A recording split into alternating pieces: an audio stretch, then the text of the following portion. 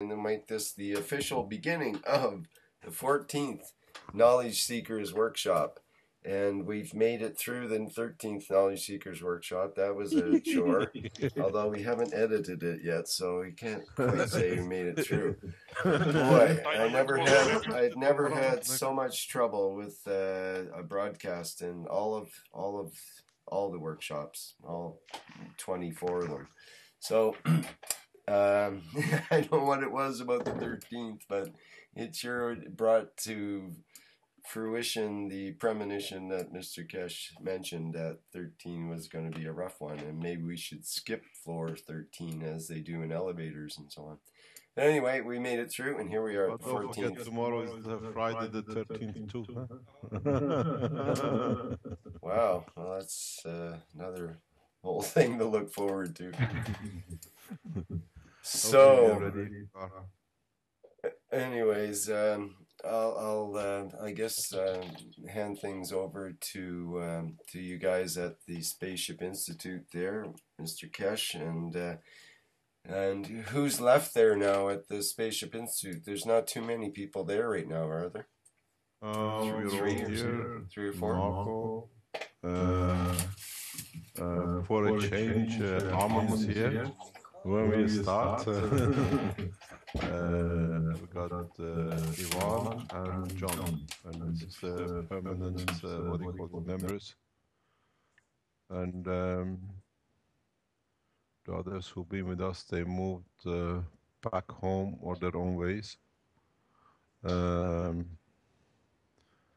We are busy with doing, as we promised, a lot of things, and busy with setting up the new institute. There's a lot of things happening, legal, what do you call it, matters regarding takeover of the premises and getting the licenses for appropriate use as an educational center. You're going to clip your finger very soon. Hospital is very near. Armand is playing with magnets. We have we will most probably issuing the new knowledge seekers invitations within the next week or so for the new set of knowledge seekers. I've seen a lot of requests in the backgrounds, but we're trying to bring into Keshe Foundation a number of Italian scientists, and because we are in Italy and we have none. So most probably we'll have a permanent Italian member on the Keshe Foundation very soon.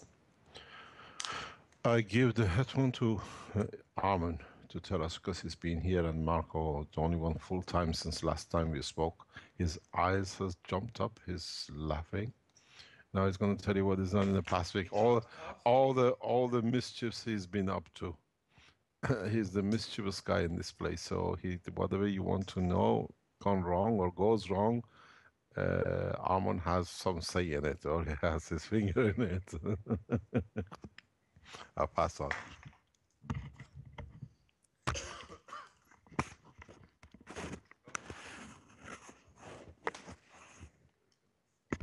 Hello guys. Good morning. Morning, Armin. Hi, Armin. So there's so many things is going on in here that really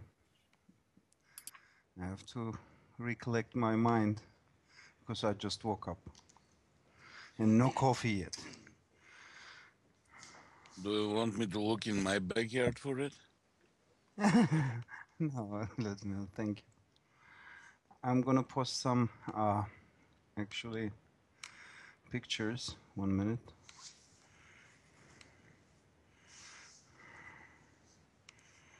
That I prepared last night. Are these pictures on Google Drive? Google Drive? Yeah, is that where you're going to post the pictures to? No, I'm just going to post it in Skype. Okay. So in that case, can we just ask that everybody doesn't just download it right off the bat? If we could have you guys, most of the group, just wait until Rick and I both have it, so that we can show it in GoToMeeting.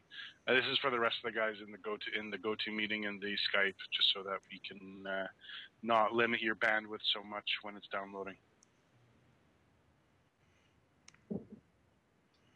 Okay, I'm not going to post some videos. I'm just going to put some pictures that, of the combination of... You've got to explain, a lot of people don't see it. No, I just posted it. No, but the majority don't see it. The majority don't see it. So I actually posted in a Facebook. If you go to the Facebook, I shared it with everybody yesterday night, late. You're talking about the GANs? Are you talking about the GANs No, picture? I'm talking about the combination of setup of the reactors that we have on the floor. Okay, I've got that here. Yeah, I got it when here. I share it, there, it's... No. It's my Facebook, actually. I cannot share it with the Spaceship Institute. I don't know why. Okay, I've got it up on the live stream now here, Armin.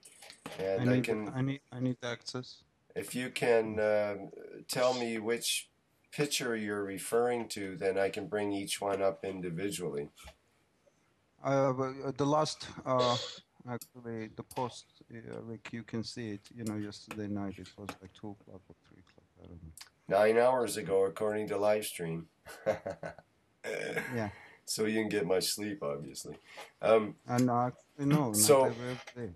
So what I see is there's 2 pictures with some kind of data screens on them.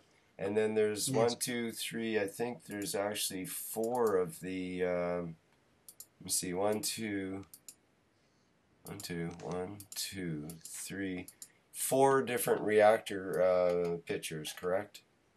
Yes, correct. Okay. That's the combination that we have on the floor now. Okay, so what we can do is show them in the live stream, and if can you discuss or talk about each one, or what would you like definitely. to? That's what I'm great. going to do. A minute, let me open it. Okay. I'll try to get it set up a little better here so people can see it a little better.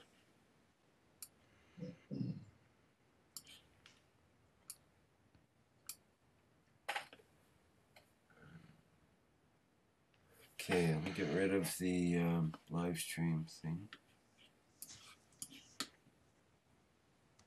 Okay.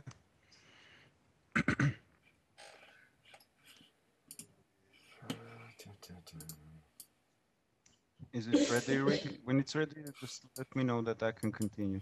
Yeah, I just want to, I just have to go to Livestream Studio for a second here and correct the thing on the screen so it doesn't interfere with people watching. There we go. That should be better. Turn that off. That off. Okay, now. Holy cow, new pictures. These are more pictures coming through.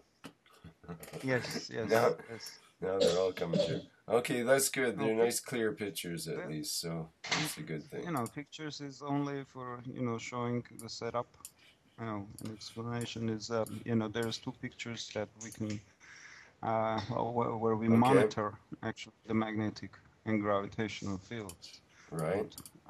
If you can see, there are 2 sensors, and we're almost okay. running. Wait a minute. Which picture are you referring to? 2 sensors on the 2121, that JPEG? Yes, correct. 2121 or 2116? Actually, let me know. Where is it?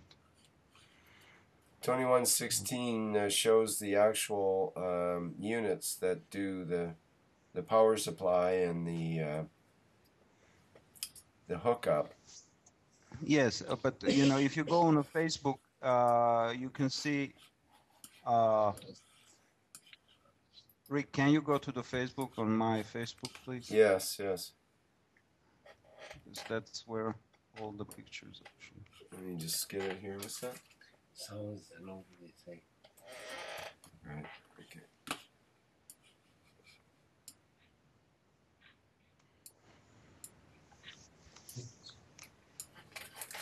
We've already got 21. Just Just a second there. I have to get situated here. What's this picture? Where did it go? Get rid of this here. Oh, I know what happened. Okay. Ah, here. Aha, I found it, finally.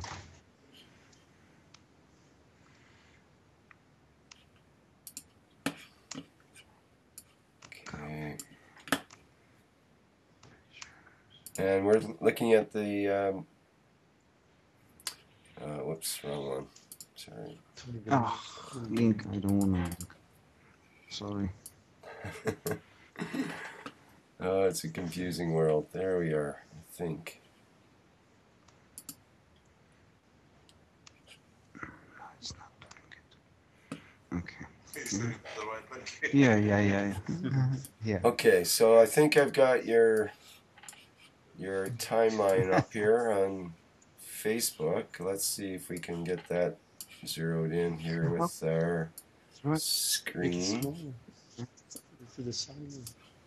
And It's not doing. okay, so which picture of your album? You've got 6 photos in your album. Yeah. Here one. Here, I got it, Rick. I mean, I can show whichever picture you like here. That's it. Finally, we got it sorted. So Rick, just grab the 2 that he just sent on Skype, so we can make sure we're talking about the same pictures. Yeah, I've got those ones lined up as well, but he mentioned the ones in the in his Facebook. Last two pictures. I posted it. You know, it's monitors that we monitor 2 reactors, 2 separate reactors. One, it's a middle reactor, and the other one is Marcos reactor, the steel reactor that, you know, the ball. It's 1-core reactors. So we almost month and a half, 2 months, we are running these reactors on non-stop and slowly feeding all the gases proper proportions, actually, to create a plasma, which we did. And we can see that first time, you know, we reached to 3.014, and actually Marco was very happy with our results, because we can have it's only me and him was over here, and you know, every day is doing the same thing, just slowly feeding hydrogen and trying to understand how we can create magnetic fields and gravitational fields. So that is 3 Gauss, it looks like, on the gauge there. Is that what you mean? Yes. 3.014. That's the middle reactor. Yeah, the middle reactor. The that's the 2-core reactor. Is that correct? It's 3-core reactor. 3-core, right. Okay. Yes. Okay. And and the measurements taken outside it? Yes. And is that by that little black rod-like device that's being held by close to the sphere? Correct. That's your magnetic sensor, right? Your yes. The actual sensor. Okay. So I'll zero that in on that in this picture. I bet we can see it better for the live stream, folks. Let's see if we can have a good look at that little black sensor thing in the middle of the screen there. That would be the magnetic sensor for the apparatus that records the magnetic field. Yes, correct. Well, what we see right now, it's every day is gradually is going up. When we reach, as Mr. Kerr said, around 5, 6, then we will see actually balance between all the reactors. When we reach that, then we can reach lift or any other position that we want to take with the reactors, because then all the reactors are going to be in balance. Might be one of them is going to fly away, but we're going to catch it if you can. So this is what's going on. Does that include the reactor of you, Armin? What is it? I said, does that include the reactor of you? Somebody going to catch you when you fly away? Yes. Marco gonna catch me. Then if Marco flies away, John gonna catch me. So we're all a team. So You're just not saying anything. Your wife did catch you a while ago. yeah, we're not 11. Otherwise, I would say a football team. So this is what we do, all day, trying to understand the magnetic and gravitational field, how they interact with each other. And finally, we can see that slowly we can build up plasma, and it's like visually appearing in front of our eyes and in our understanding that truly, it's amazing feeling. Sometimes you sit down and give all your fields to the reactor, and you can see even monitor it. Sometimes it jumps when you give it, or you can take it fields from the reactor. It depends what kind of mold you are. So it's a detectable now and understandable. Slowly we can understand because it's a kind of new for us. If you have any questions, please, you can ask me and I can answer it. Armin, can you help the folks at home? Let me just get my connections straightened out here a bit. Can you hear me okay, Armin? What is it? What is it? I'm sorry. I'd like to clarify which reactor is which in terms of there was a thing of identifying reactors with letter names like A, B, C, D, E. Do you still do that? Is that an appropriate way to identify them? Yes, definitely. Okay, then. A is John's reactor. That would be in the image, in image 2121, which we have up on the live stream now. That'd be the ceramic reactor on the left-hand side of the picture, correct? Yes, correct. Okay, yes, that's John's reactor, and that's a reactor. Which letter was that? Does it have a letter? A. Not J? A. No, A. There is no J. Yeah, you'd think there'd be with J. A is an Armin. Yeah, Armin should be A. Anyways, okay, so we'll call that's reactor A, which is... No names, please. Right, reactor A is the ceramic reactor that John tends to work on, let's say. Okay, then we can move on to the one in the center, which I'll zero in on with the live stream a bit here. And that's the... I think B is mine and Mark's reactor. That's the one in the center that we see? Okay, that's the white one. No. That's a different one. Yeah, that's the white one. Okay, what behind about the center? He's hiding. Oh, I see that center. Let me see if I can get a different picture up on it. Yeah, that's what I said. There is a better picture. There's a picture of it there in the image 2122 on the right hand side. Is that correct? Let me see, 2122. Now let me see which one I posted for you. 2122. Yeah. And just by looking at these pictures, Armin, it looks to me like the John's reactor's on the same level as the inside reactor, and your guys is a little bit lower. Is that right, or are they all on the same level? No, we are all on the same, level. But John's reactor, it's upside down now,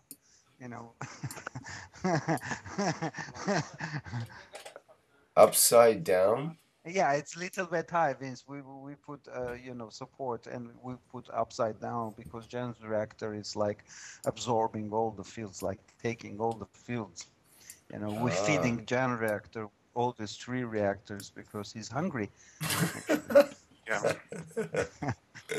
So you put them down so you could have the infinity loop kind of thing. So the north will go to the south, and the south goes to the north at the Yes, center. correct. What is it? What is it? I couldn't understand. What can you repeat your question? So the exit of the center goes to the enter of John's reactor on the bottom, and the top of John's reactor goes to the enter of the center reactor. Yes. We change. Did it change the polarity? No, it didn't. It didn't change the polarity. We changed the polarity actually when we turned it upside down because it was rotating, you know, clockwise. Oh, so yeah, it's rotating the other way now, isn't it? 1 minute. Let me mark it. I hear Mr. Kesh in the background going, no.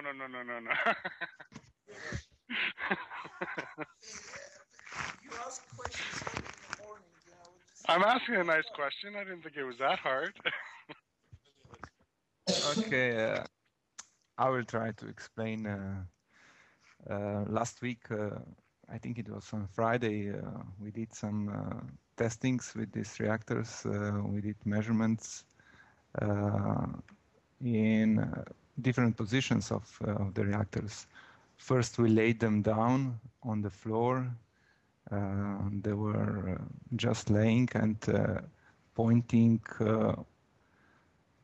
So if we look at each reactor, if we say that there is south pole at like entry of the reactor is in the bottom, and exit of the fields is in the top of the reactor, and we position the reactors in the way that they will follow entry exit, and then the last reactors was pointed like exit toward the middle, to the center reactor. And we measured fields at our magnetic field detector and observed changes of the fields. And with this observation, we noticed that fields are actually changing. So we tried to position reactors in different way, and one of the position was also that we turned John's reactors upside down. So the bottom is now pointing upwards, and when we change this position, we observed in the field detector that fields increased. So our conclusion was that exiting John's reactors was on the other side than the other reactors. So yeah. Okay, so you mean the exit of John's reactor is now on the top, the exit? Yes. Okay. Is it spinning the same direction as everybody else? Like, do you have the motor in reverse, or is it spinning the opposite? Now it's the direction of rotation of the motor is the same. Yeah, it has been reverted. First, it was turning clockwise, but now we reverted the motor and it turns anti-clockwise. And we also, when we changed this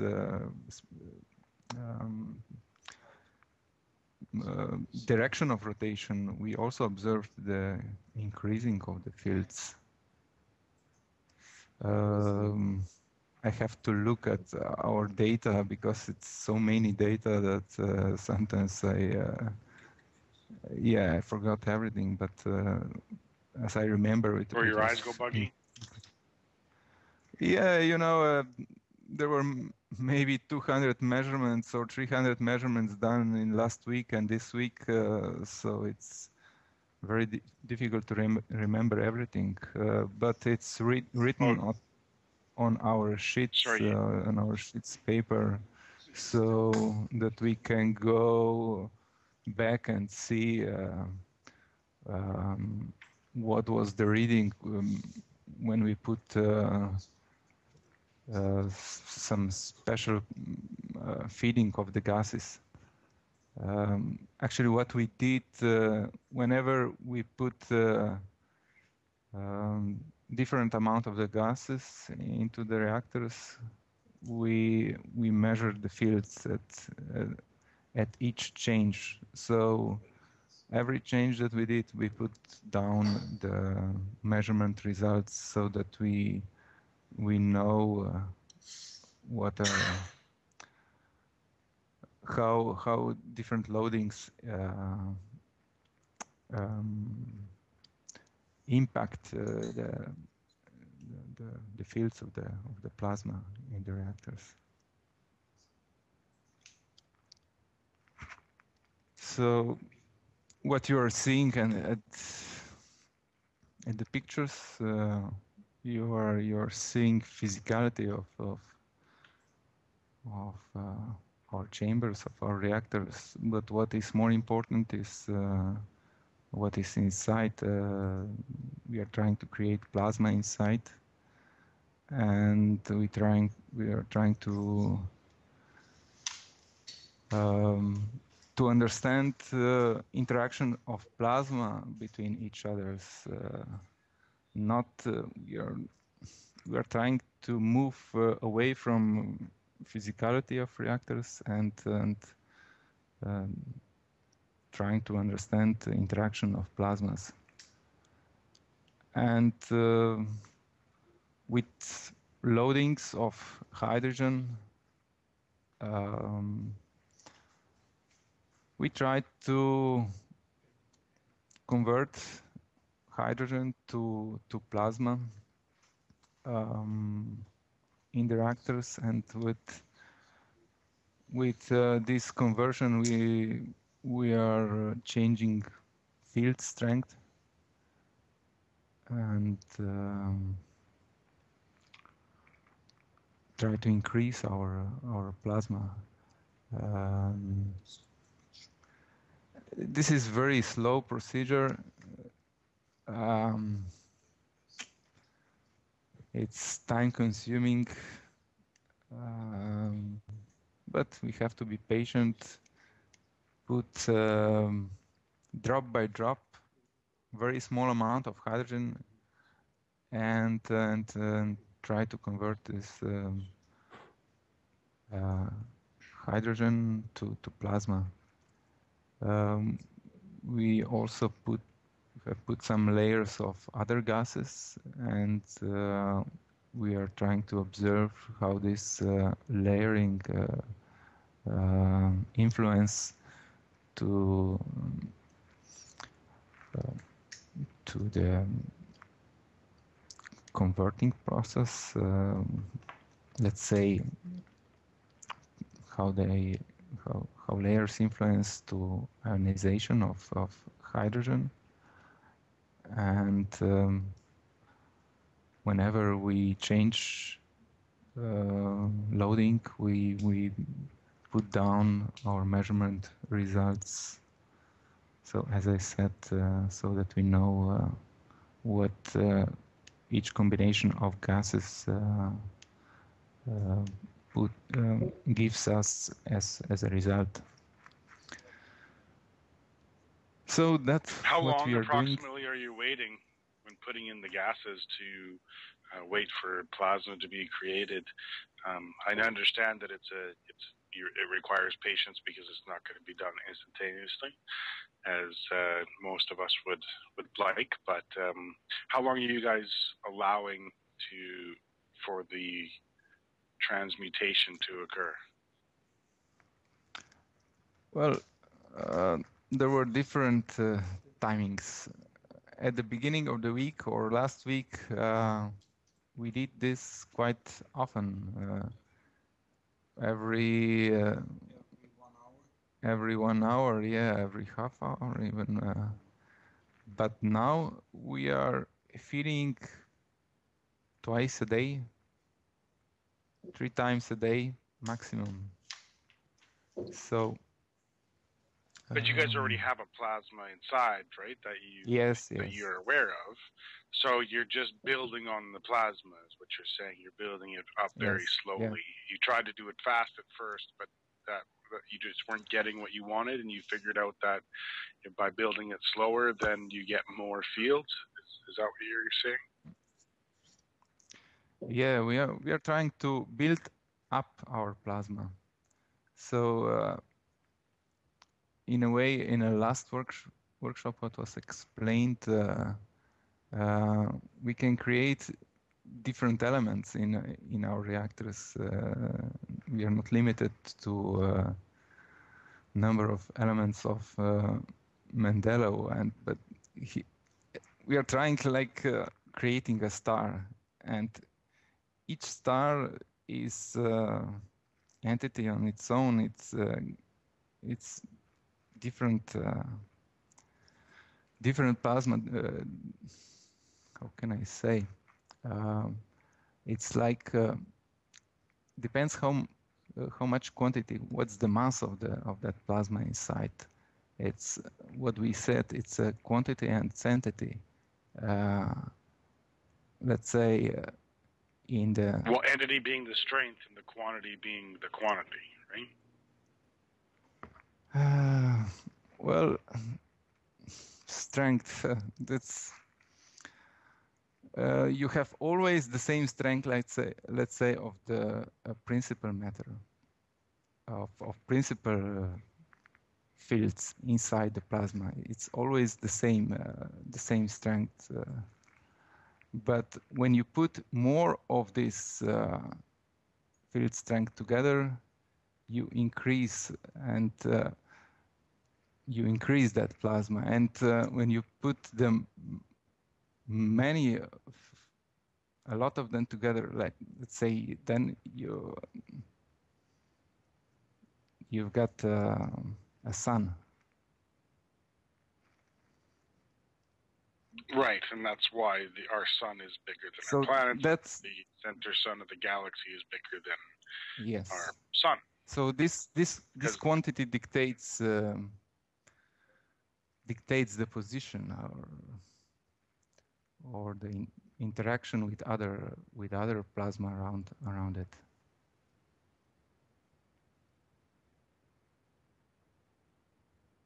But it can be a forced interaction, or it could be a natural interaction, right? And natural interaction as in the solar system, and a forced interaction in terms of a reactor produce the same results, right? Yeah, we are trying to build this plasma inside of our reactors. Let's say in the sun, it needs millions of years to create that conditions to build that plasma. And with understanding of what we are doing here, we are trying to speed up this process, and with our feedings and conditions that we are creating inside the reactors, we are trying to build the plasma. Now we are using nano layers in the reactor and different layers of gases to create that condition, but there is also other possibility to use nuclear material, or there could be also some other procedure. We are trying in this way, and it is slow way. Yes, but the turtle still can finish the race, right? The tortoise can beat the hare sometimes. Sorry, sir. Oh, yeah. It's the story of the tortoise and the hare. Yeah. Well, we are learning here actually, and we are trying to understand this. And once we achieve this, because now let's say this plasma is limited and it shows limited influence on the environment that we are used to observe. We need something physical to observe. Our senses are not, how can I say, developed enough to. We are not aware of this force that is ruling everything in the background, and we are only observing physicality around us, but there is in the background there is other force that rules that physicality, and at the moment we are not aware of this. So there are interactions for sure, but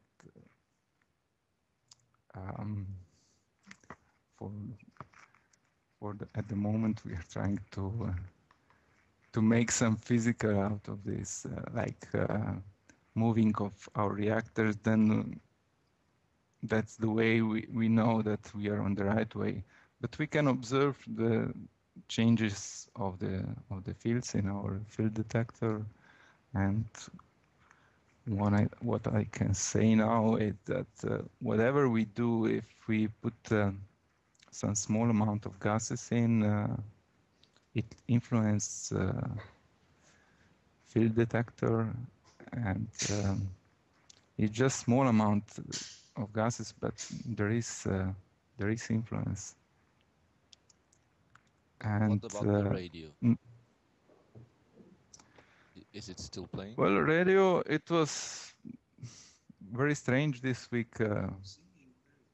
Yeah, it was singing, but at the moment on Monday, it went down, so it was off at some moment. Then it came up, then it went down also. So is this? Could be influence of the fields of the plasma. I cannot say at the moment. It could be also something else, something with the receiver. Also, Armin did change the position of the radio, and then I think one day you touched, you moved it, yes.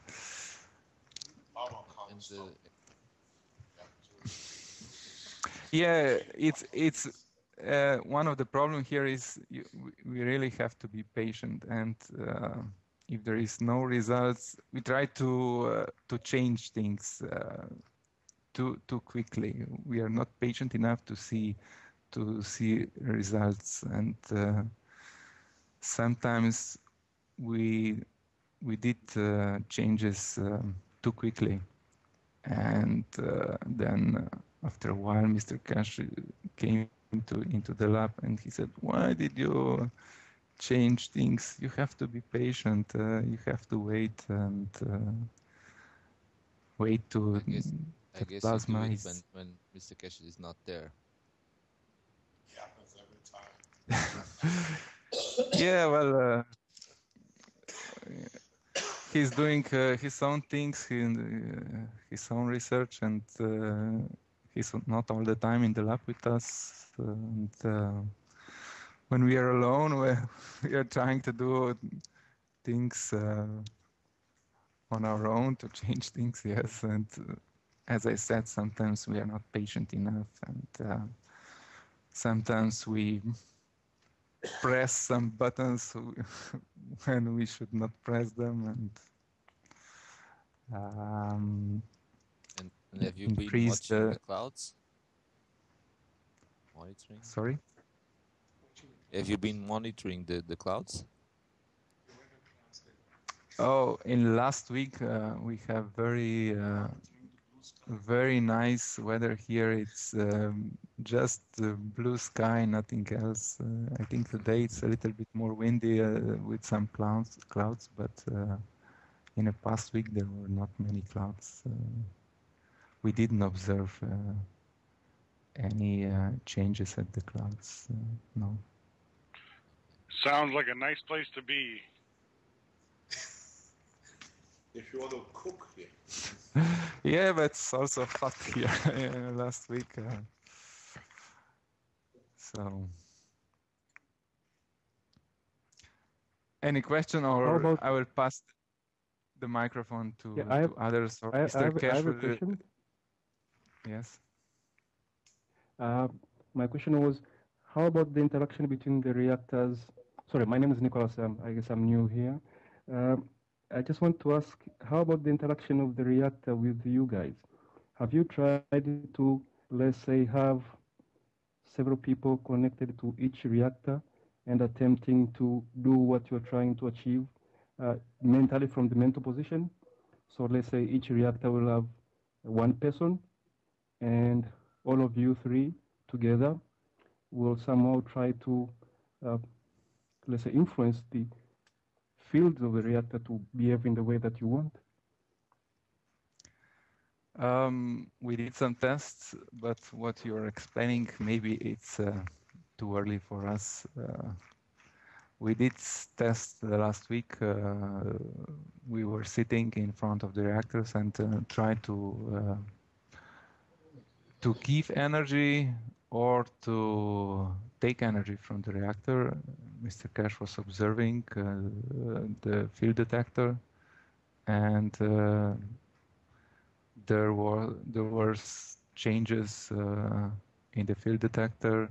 When we were taking energy, it was the same for both of us, for me and Arman, I think.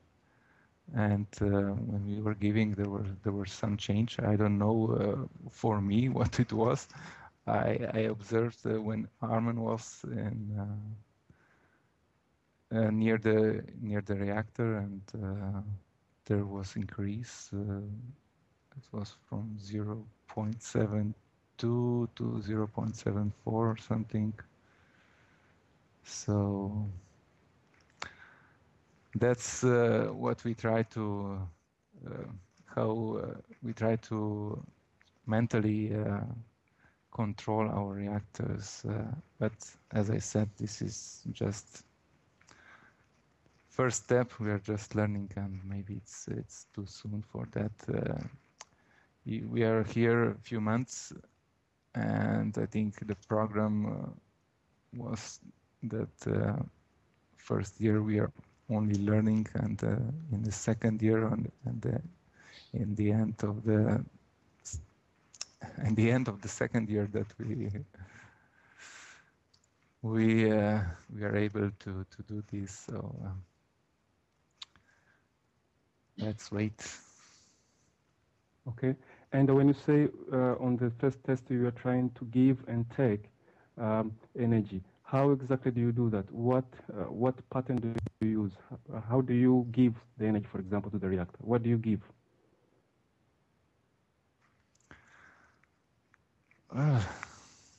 Just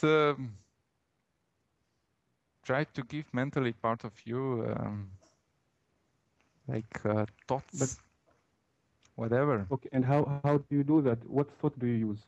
Do you say, I love you? Do you say, I give you my love? Do you say, I give you my soul?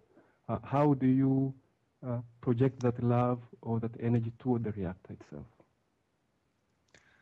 Well, everybody has its own way, and I cannot say for others. I can say for myself, and I was trying to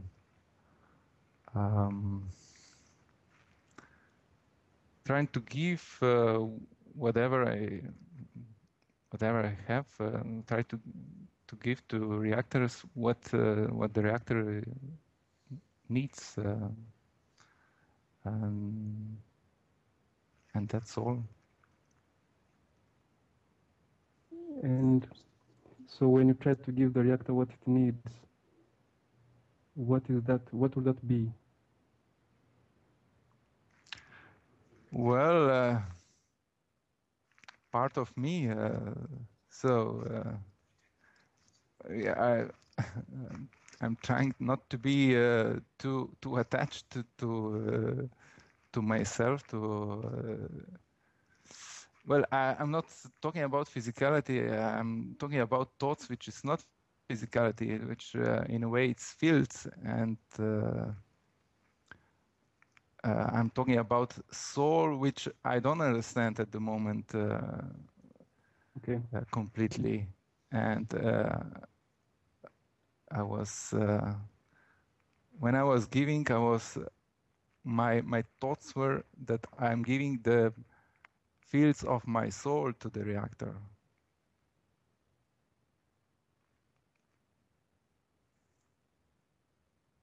And did you observe anything physically or at a mental level on yourself when you're doing that?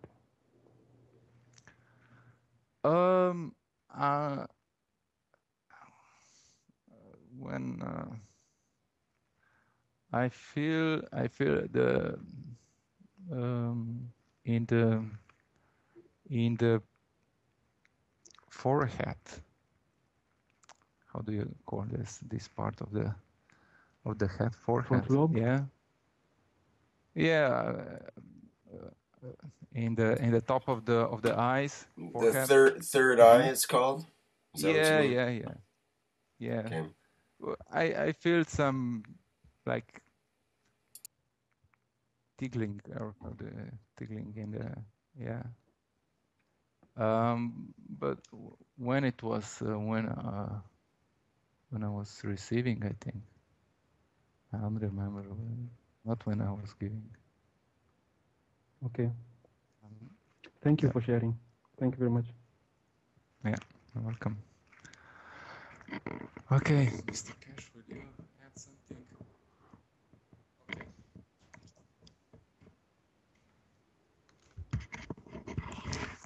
Okay, I'll take the microphone for a while. Hi, John. Well, hello, everyone. Hi, John. I wanted to share a bit my way. I'm more in the measurements, trying to see and to understand better what we are measuring. In fact, we have two Hall sensors. One on the stainless steel reactor, one in near the center reactor.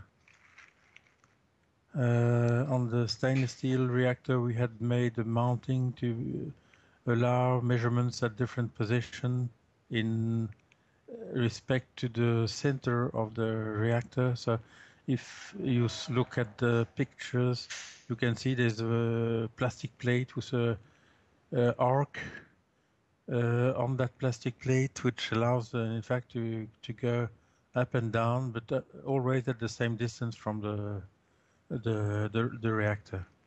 That was a part of the measurements we made, and we have seen that it could be seen that we have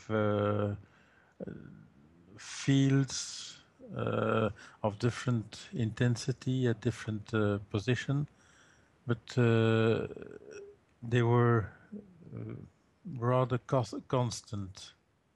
There was a slight difference, but so we finally decided to put the sensor at the highest field position, and then from then we didn't move anymore. That was on the stainless steel reactor. On the So that was just to get to dial it in to make sure that you can actually record different fields, right? So you're measuring the fields properly. And now that you've found the position with the highest reading, now you can set it there and change it by loading and unloading or whatever you're doing, right? Yes, well, we fixed because we didn't see lots of differences. We have seen differences, but we decided to be on the one position, to stay on that position without moving anymore the sensor, because it has a sense of doing it that way. So what I wanted to also explain is that now that the position was fixed, we have measured. Well, for me, the measuring whatever angle we take from left to right is a question of seeing fields produced by a rotating sphere. So if we go straight on the line from left to right, we in fact increase the distance from the center. So we have verified that the measurements correspond to that kind of fields. When we go straight from left to right on a straight line, we see that we have a maximum near center, and then decrease to left and decrease to right. So by fixing the position of the sensor, we managed to have some measurements that were at one position, and then see the influence of the environment at that position without moving anymore, because the displacement of the sensor, the whole sensor, it's a free axis whole sensor. So we always measure the Z, which is in the direction of the sensor from the sensor out in front. That's a Z axis. We have the Y axis, which is in fact from the sensor and topwise. That's a positive Y direction. And then from the sensor left, that's the X positive direction.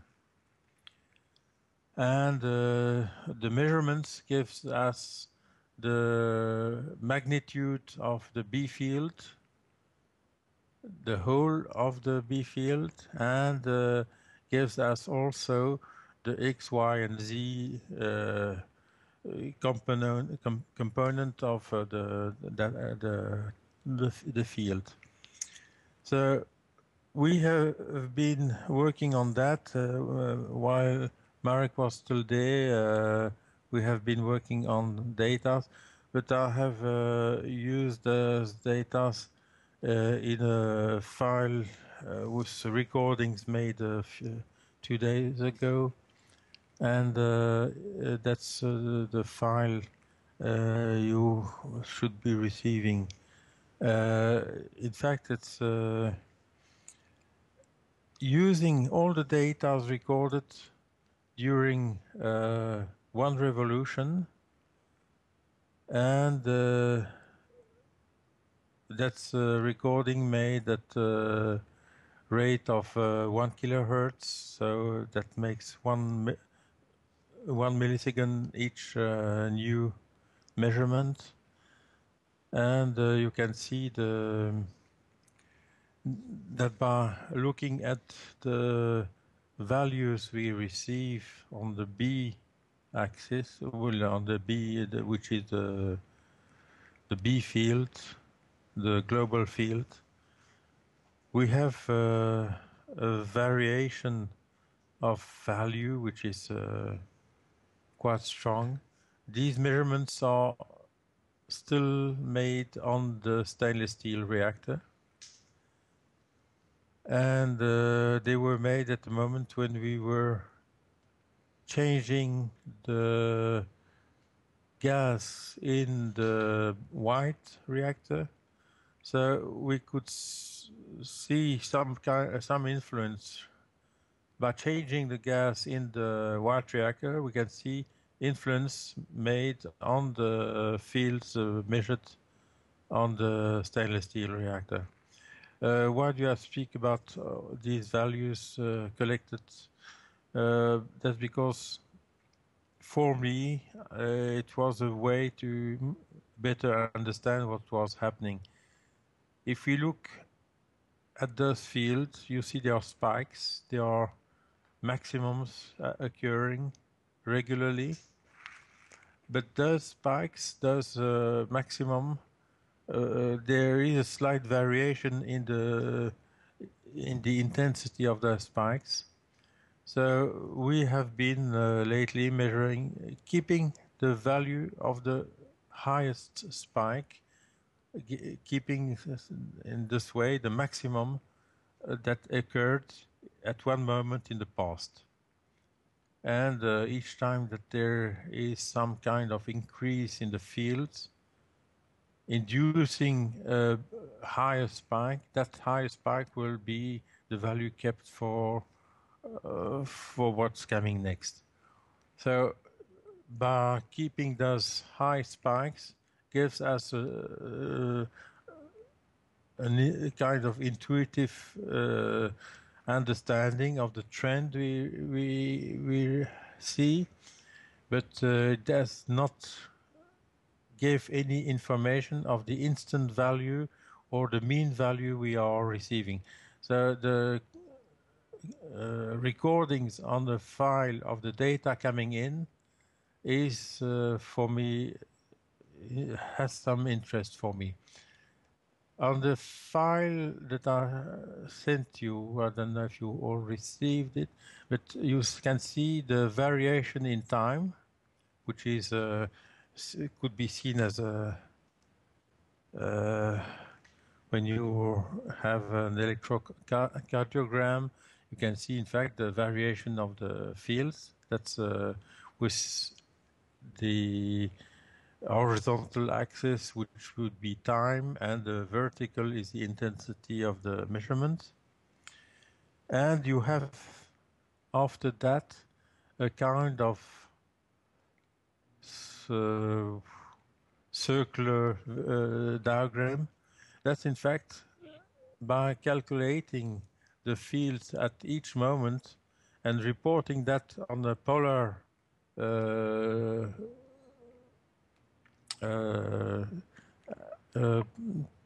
polar drawing.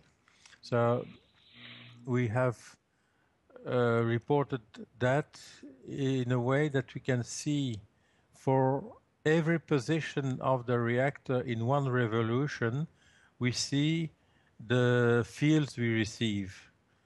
So it would be interesting to see those fields at one instant in one position of the sensor in respect of all the other reactors, and we could have, and we could imagine to make the measurements with the sensor at the opposite direction of where it is fixed now, and see also the shape of the fields produced by the rotation of this one reactor in respect to the what happens in the other reactors. So that's an aspect which is for me interesting to see and to understand how the fields behave and how the shape of this the result obtained at this level. But the problem is it is very time consuming in the way that we haven't got a software dedicated to do this instantly. Having instant results of this kind would help us to understand much better. So receiving the stream of data and immediately convert that to a schematic circular polar vector drawing would allow us to much better understand what happens from one reactor influencing. So no, John, I do have a question. That revolution is on the XZ plane? The revolution is on the B field. I can have the same for the X, Y, Z. So I would have 3 different drawings, polar vector drawings. So it's done in a spreadsheet. So it needs time to calculate and to modify. That's why if we had a way to systematically have the results from the data incoming, it would be very interesting. Another factor which has to be seen is that we have a small computer, I don't know how I can call it. It's for the other sensor, we have the incoming data going on the small computer that has no memory capabilities. It is a Windows-based system, but with very low internal memory to make any memorization. So for the other sensor, I cannot make the same drawings. I have to say that in fact the measurements we are doing, because of the scale of each sensor, differs. If we put the 2 sensors together, we see a difference which is a factor of nearly 3 or 4 in the magnitude we measure. So that's the calibration of the sensors that could be done, but it's not so important because we are looking at the trend. But we have to be aware that the measure we see on the black sensor is always higher than what we measure with the white sensor. The white sensor has a maximum magnitude of fields that would be around 8 to 10 Gauss, or how many? That would be 800 microtesla. And the other sensor, which is for much higher fields, starts with these low values. So the significance and the error that we measure should be corrected unless we just look at the trend, the values at one moment and next moment. On that sensor, they become significant only for that sensor. They have no significance if we don't make the correction to the value of the other sensor. Unless you can see, you want to see the variation. The variation. Yes, well, that's it. That's it. We are trying to see the exactly. We are trying to see the variations. That's the most important because we are looking at a trend for influences. Sorry? You're looking for influences? One is influencing yes, increases. We look for having the fields increase because we are going towards higher plasma in the system. So that's what has been explained by Marco. It's very time consuming because we cannot add the gas.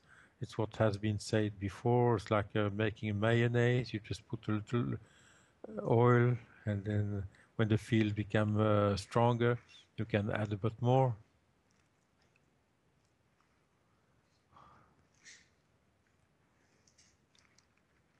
So that's sorry, the John. way we have to. Yes, okay, go on. I was going to ask about the your measurements with the graph. to me, that looks like an X-ray flux of the sun, right? It'll look like different for everybody else, but does this doesn't measure any reversal of the fields though in this situation? But have you seen a reversal of the fields in the systems? Now, if you look at the data, you have constant variation. Look at the first graph. You see that the fields go high, low, and you can have. If you look at those data, you see that in fact you have some. You have variation between about 0.3 up to 0.75. That's the amplitude of the variation occurring at any moment. If you look at the figures, I left about 2 lines of figures, so you see that we have figures about the B. The first figure on line 2, because line 1 is the title of the column. So if you see what I mean, line 2, B is 0.746636. BX you see minus 0.204, BY minus 0.448, BZ is a plus 0.561. Those values, because we have each second we have 1,000 values. Those are the values we have been using to see, in fact, the period. On the graph, you see just underneath those values, you see there are values which occurs like a spike, and then high values but afterwards which occurs like an oscillation. We have been using the spikes to define the period, and by using the spikes for the period, we from there have the second graph which shows in fact the variation in angle. So those values are linked, but you see the value we see are more or less periodic. That periodicity is due to the shape and what's in the reactor, because for the balancing of the reactor we have put some washers, big washers. So the spike is due to the passing of the washer in front of the sensor. But the washer, in fact, because it's metallic, it's a steel washer, will concentrate more the fields at that moment. But the trend of the whole lot is what we have to see in respect to the influence made by the other reactors. So the shape may be the same, but the level, the mean level, will go up or down. So we have to understand the data we receive and the data we keep, because those data are varying so much. That's what we try to keep the highest value occurring at one moment, and see if at if later we just go over that one highest value. So that's a way to feel the trend of what's happening. So you see there are different ways of looking at what's happening, and well, these data are interesting and gives more more information, but the instant information in itself at one moment is not so significant. It's the whole trend which allows us to better understand what's happening. So we never have one value at one moment. It's varying all the time. And the variation is due also to the rotation of the other reactors. So we are measuring the fields, which is the sum of all the values of the fields produced by all the environment. And that's the environment in which we have to look at. Right, and this is just John, the stainless steel reactor. How do you interpret the bottom graph, please? Okay, the bottom graph. I'll come back to you, Vince, afterwards. The bottom graph is in fact between. If you look at the first graph, you see there are sharp peaks. The first is at the beginning on 0, and the second is about 65, 67. You see that?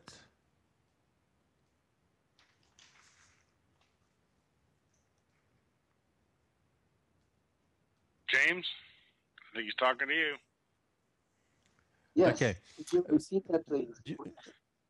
During that's one period of the rotation of the sphere.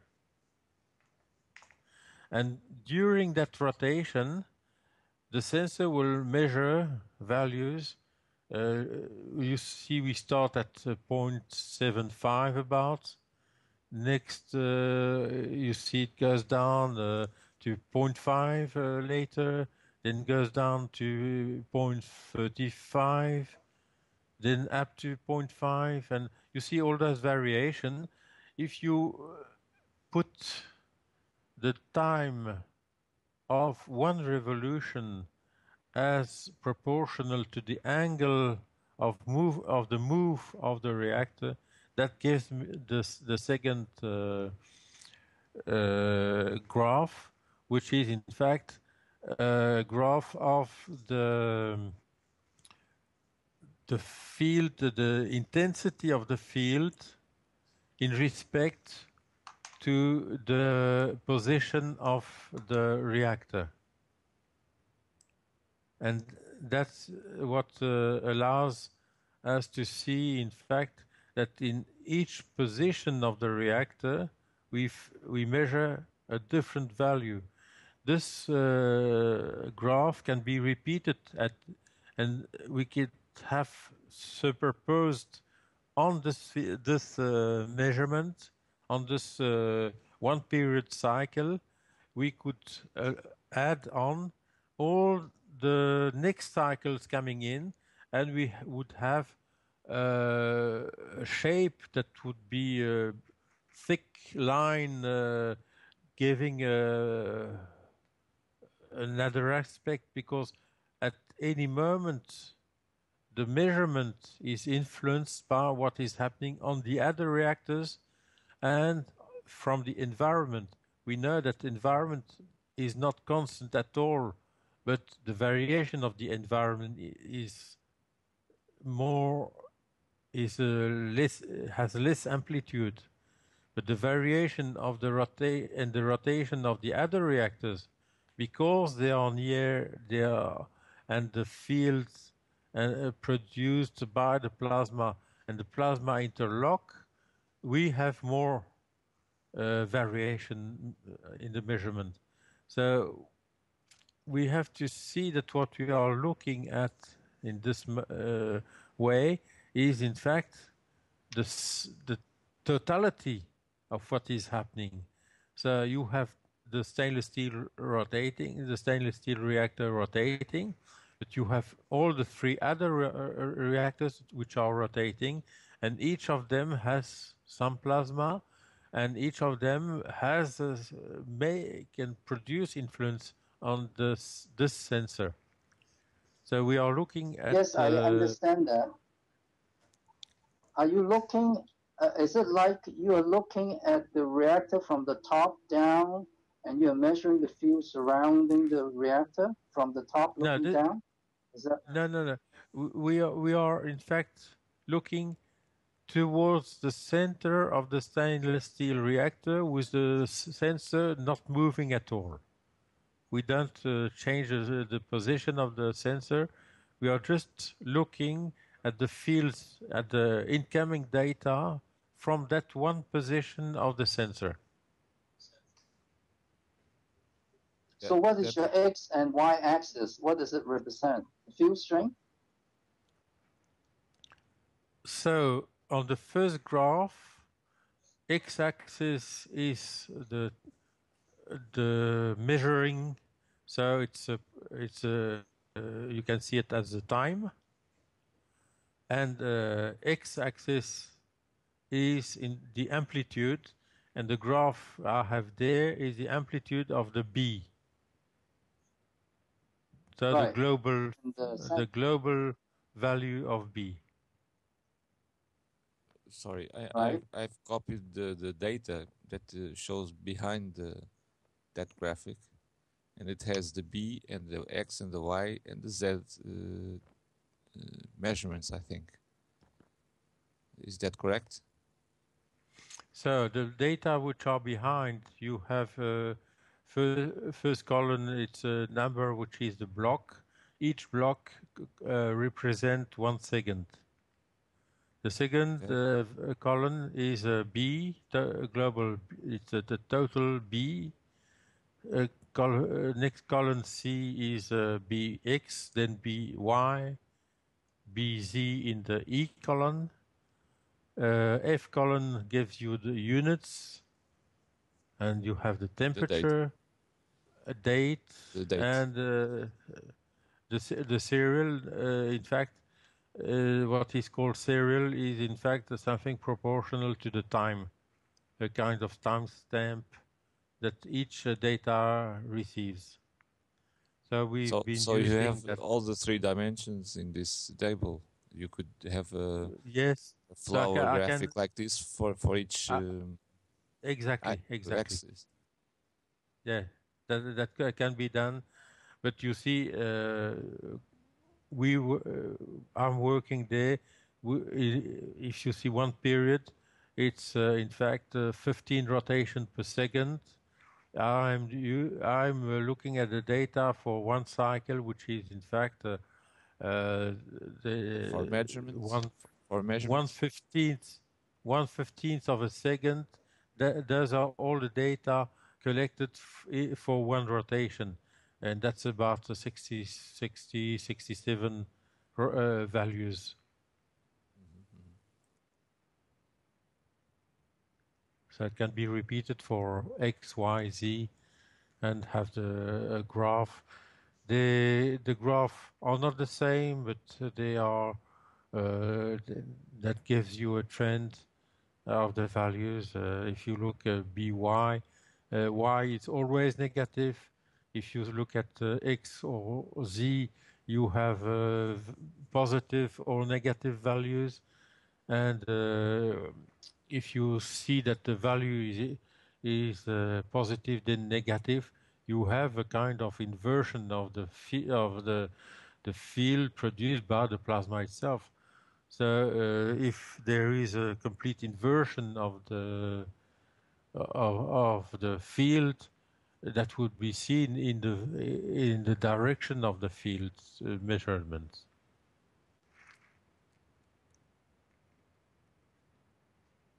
So each record is 2 seconds. Is that right? Each line of this table is like 2 seconds. Or 1 second. No, I can't remember. No. Sorry. Each line represents 1/1000th of a second, 1 millisecond. Each line of this graphic, of this table.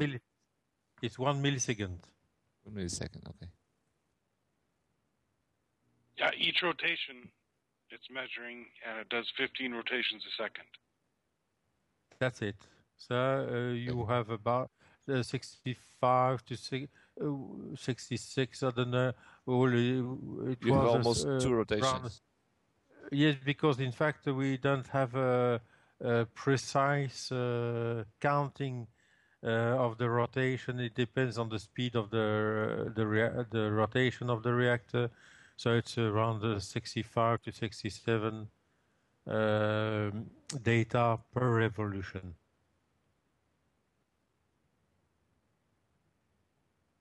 So if you multiply 65 by 15, should bring you to the 1 second. Is it clear? I still don't understand your second graph. How did you create the second graph? What does it represent?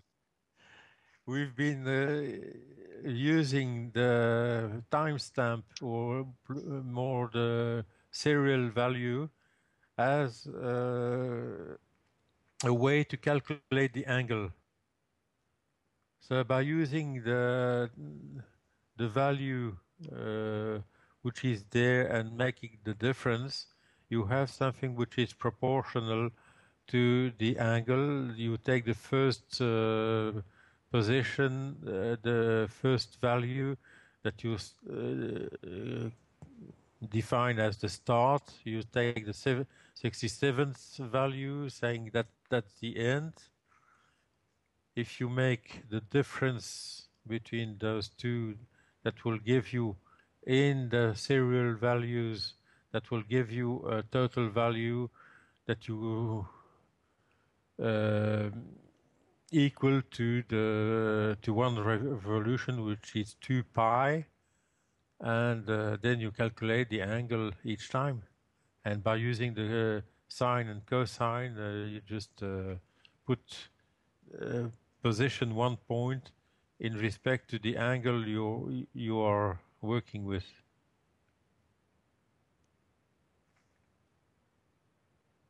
Do you understand now? Not really. It's difficult. How do you interpret the second graph? I mean, I understand the first graph. You have the magnetic field strength, the B versus time, the change of B versus time, and it goes in a cycle because your reactor is spinning. Yes. But in the second graph, how do you interpret this circular thing? What? I couldn't imagine what does it represent. Well, for example,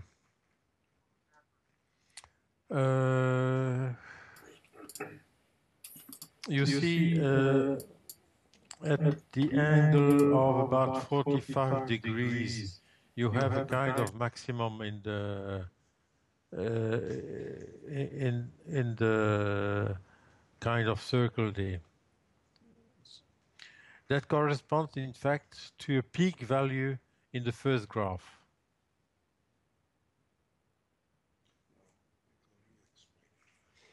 I see. Okay.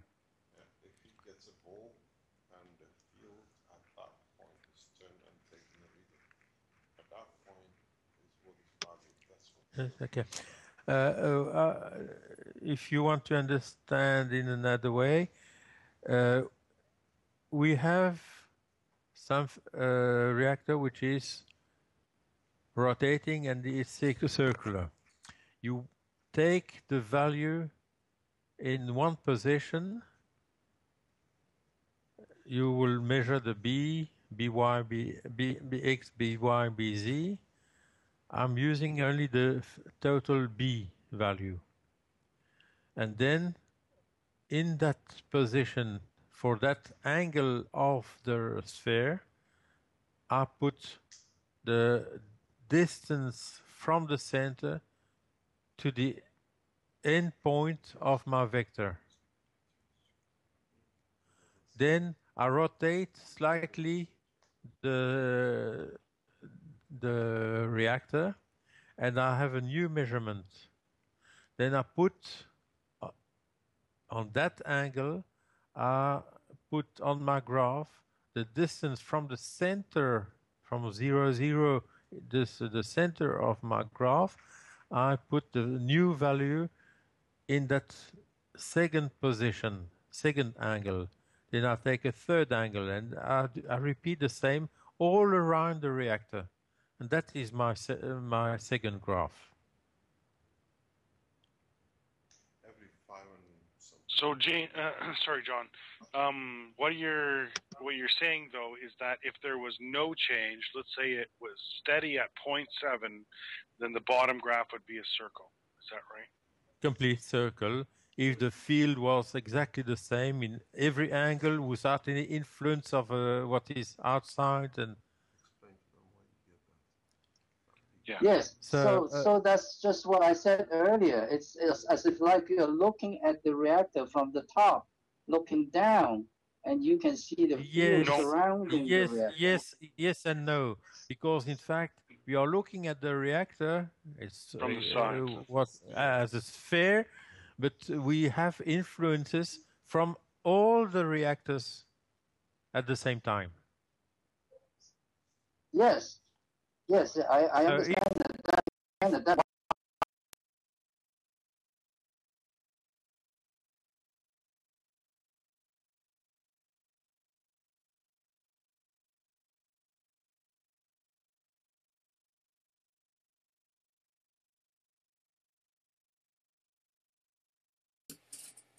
I think we may have lost everything. Contact. Okay, I'll try to reconnect with the people here. No, all good. I'm gonna put my headphones on and see if that's the situation. Okay, we need to reconnect with folks.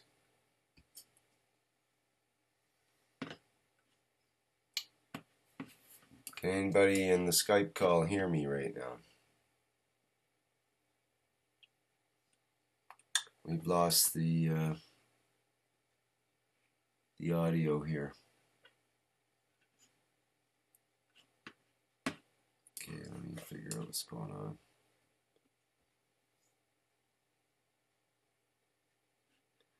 That's right, Vince. I can't hear you, but you can hear me. So, something happened real weird where the voices all went really low and strange and then died on this end and on the live stream.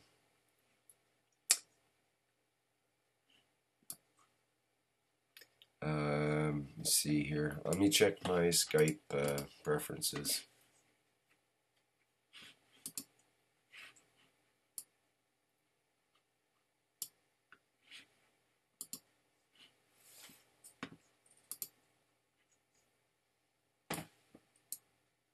Time Rick is trying to fix it. Vince, could you send me the PDF, please? I can hear you, Ludnell. Sure. And you're coming through well, on I'm the on Skype. Right. So that's coming through Rick, fine. can you hear me now? Yeah, I can hear you now, Vince. Oh, okay. So we're seeing good now all of a sudden. All seems to be back. Yes. One of those strange little. Your live stream. It sounds pretty good there, Vince. A little bit strained, but it seems good. Are you good to go? At your end? Yeah, I think we're still good. Yeah, great. We're good here. Okay, now where were we, John? I go on with the second chart. The 45 angle peak we have there correspond to double washers, steel washers that goes past the sensor. That's why we have a peak. And it's in some ways it's a way to see and to check where we are in the rotation. So those peaks are helping me. Is that the really sharp peak, or is that the double peak? That's the sharp peak. Well, Okay, on the that's on what I the thought. on the second graph, if you look at the 45-degree angle at the point 0606,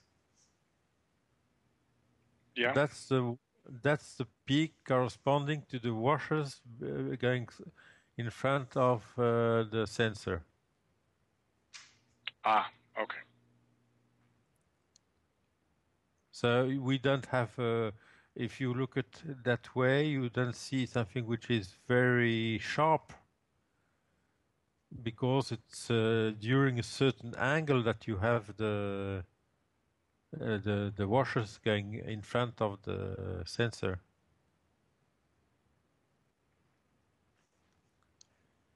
But anyway, it's interesting to see that by using this data, we can have some information which helps to understand more intuitively what's happening on the reactor in respect to the angle of the reactor in front of the sensor.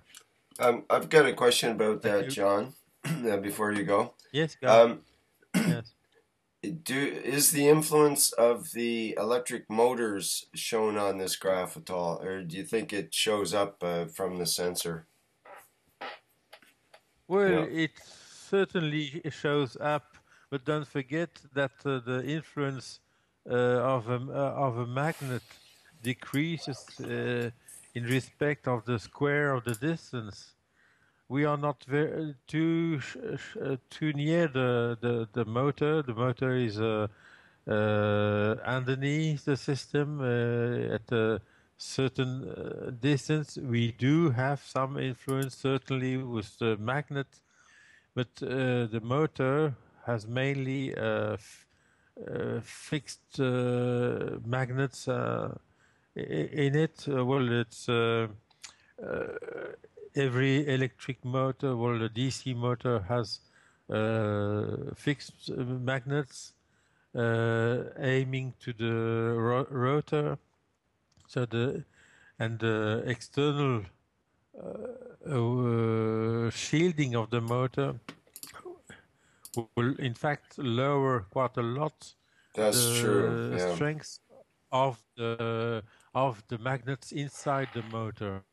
But there is some influence, but that influence is mostly constant for the magnets. It is not from the rotor, but the rotor creates, in fact, some spikes, but mainly the field in the rotor is always, or more or less, in the same direction. You have the commutation of the in the motor that will make some ruptures in the field, but mostly the field is one direction with some spikes. We did do a few tests last night, Guy and I, with just an iPhone type magnetic field detector with a electric motor running, and we could get a reading about a foot or so away. It started to make a pretty significant reading, and it faded out quite rapidly after that, and was quite prevalent when you were right up next to the motor within a centimeter or so. So yes, you're right. Well, that's what we have to be aware that there is some when we make some measurements and we have strong magnets. Well, the motor, is 150 watts or so. I don't know exactly if it's not. It's yours. It's a 200 watt. On my system is 200. This one, I think it's something like 150, around 150. So it's these are DC motors that are quite strong already. Okay, I have another question. Have you guys considered building systems that don't have electric motors, that have some sort of other auxiliary way of turning the reactors, such as, I don't know, wind-up system or a clockwork system or springs or, you know, some other water we wheel. haven't got yet a windmill type of motor to rotate, but Well, the idea being that Dave just mentioned compressed air is another one. The idea of keeping all magnetic fields away from the apparatus as much as possible to be able to measure the actual magnetic fields given off by the reactor itself as accurately and easily as possible without extraneous noise, let's say, from the motors. One of the things which we spoke about this week is that now it is, in a way, you speak casually about have we managed to hold a plasma or create a plasma, which we know we have. Creating plasma from a nano-coated material is an unknown phenomena. In this forum and in this in the Keshe Foundation links, you speak very casually, have you created a plasma? If you go to the plasma physicist and tell them I produce plasma out of nanomaterial, they laugh at you and just give you a good kick in the backside. This has what, in such a short term and time, has become so radically accepted in this forum and where you work through this development of new technology. Plasmas are not created as you see, even with the little what we call balls in the physics laboratory. They use rotation and static energy. We are producing plasma in a way by the use of gases interaction, or at the same time holding it through what do you call it, magnetic pressure, which the nano layers create.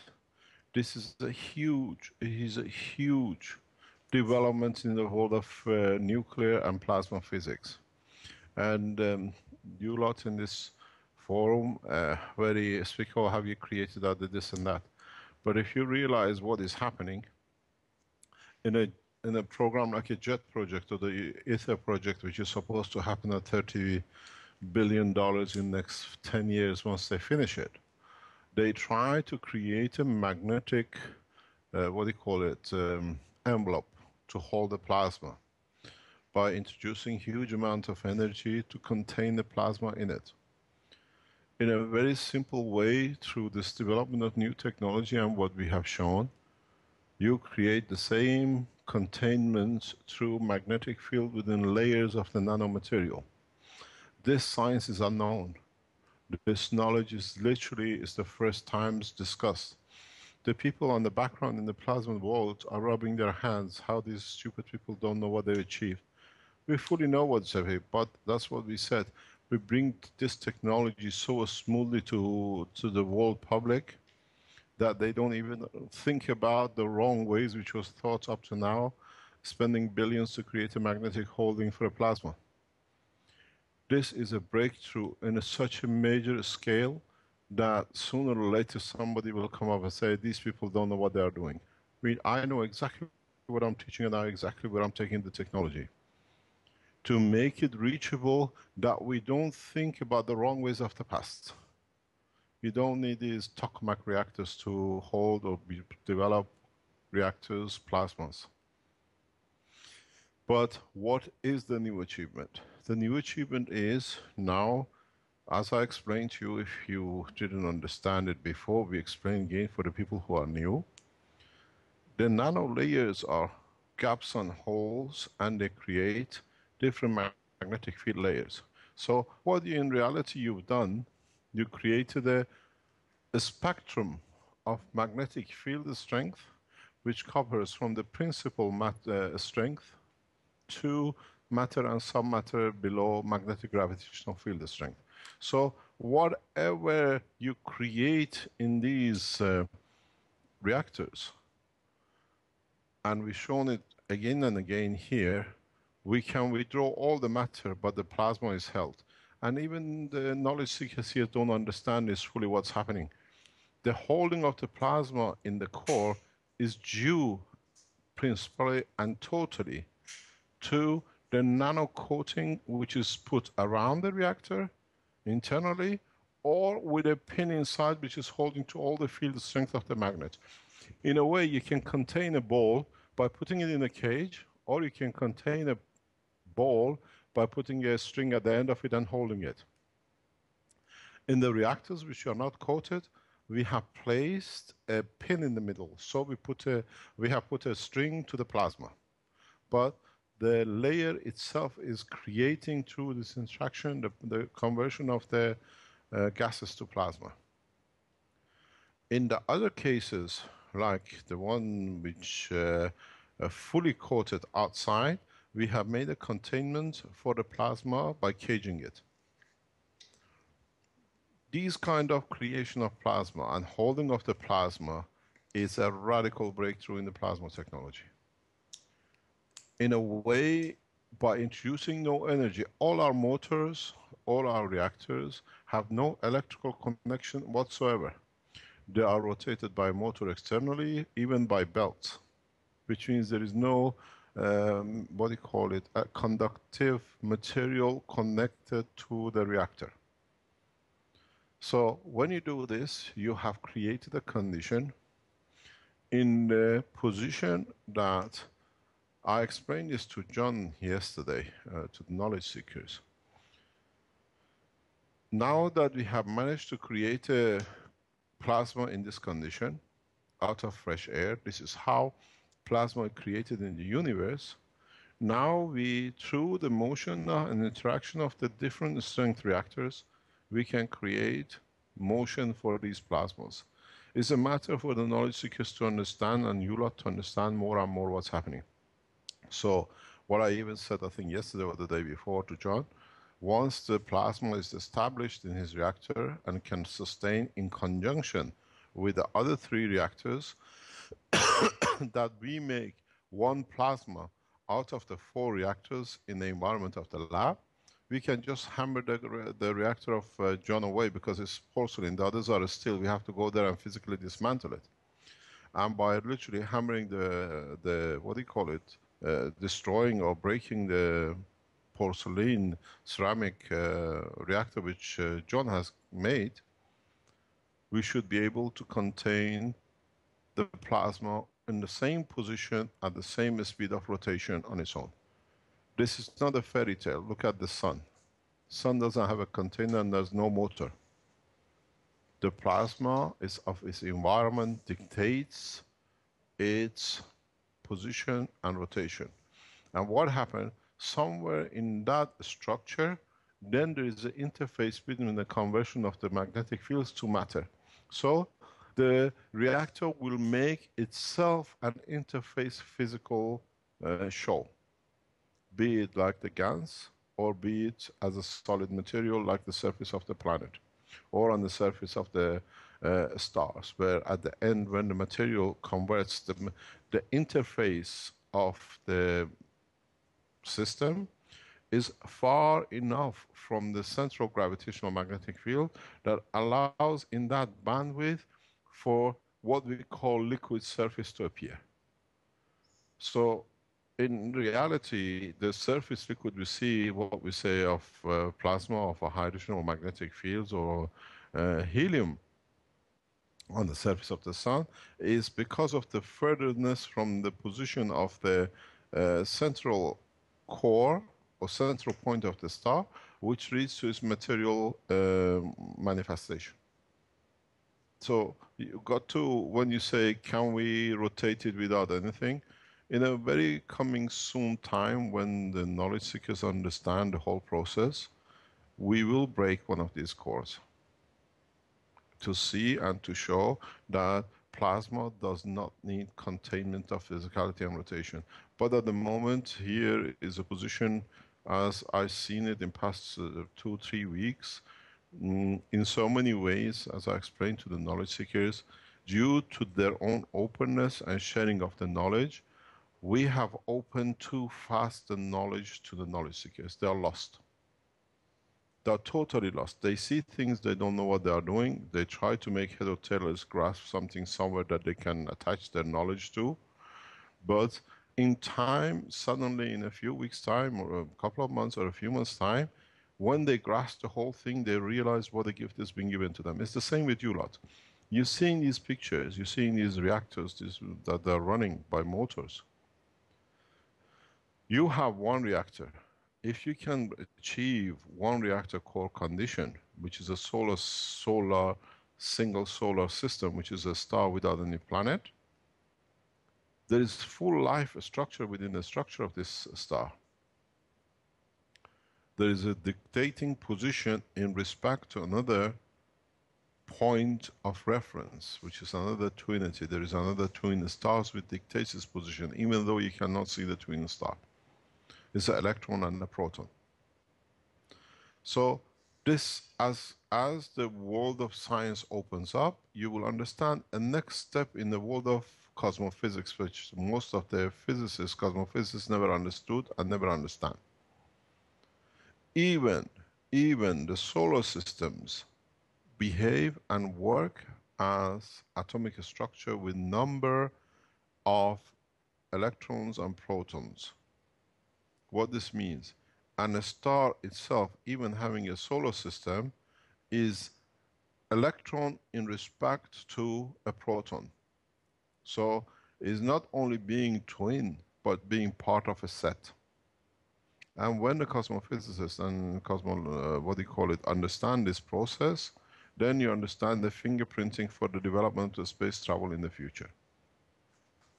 So you can not only go from one planet to another, but you can go to one star and find out which set of the stars as an electron position central core is.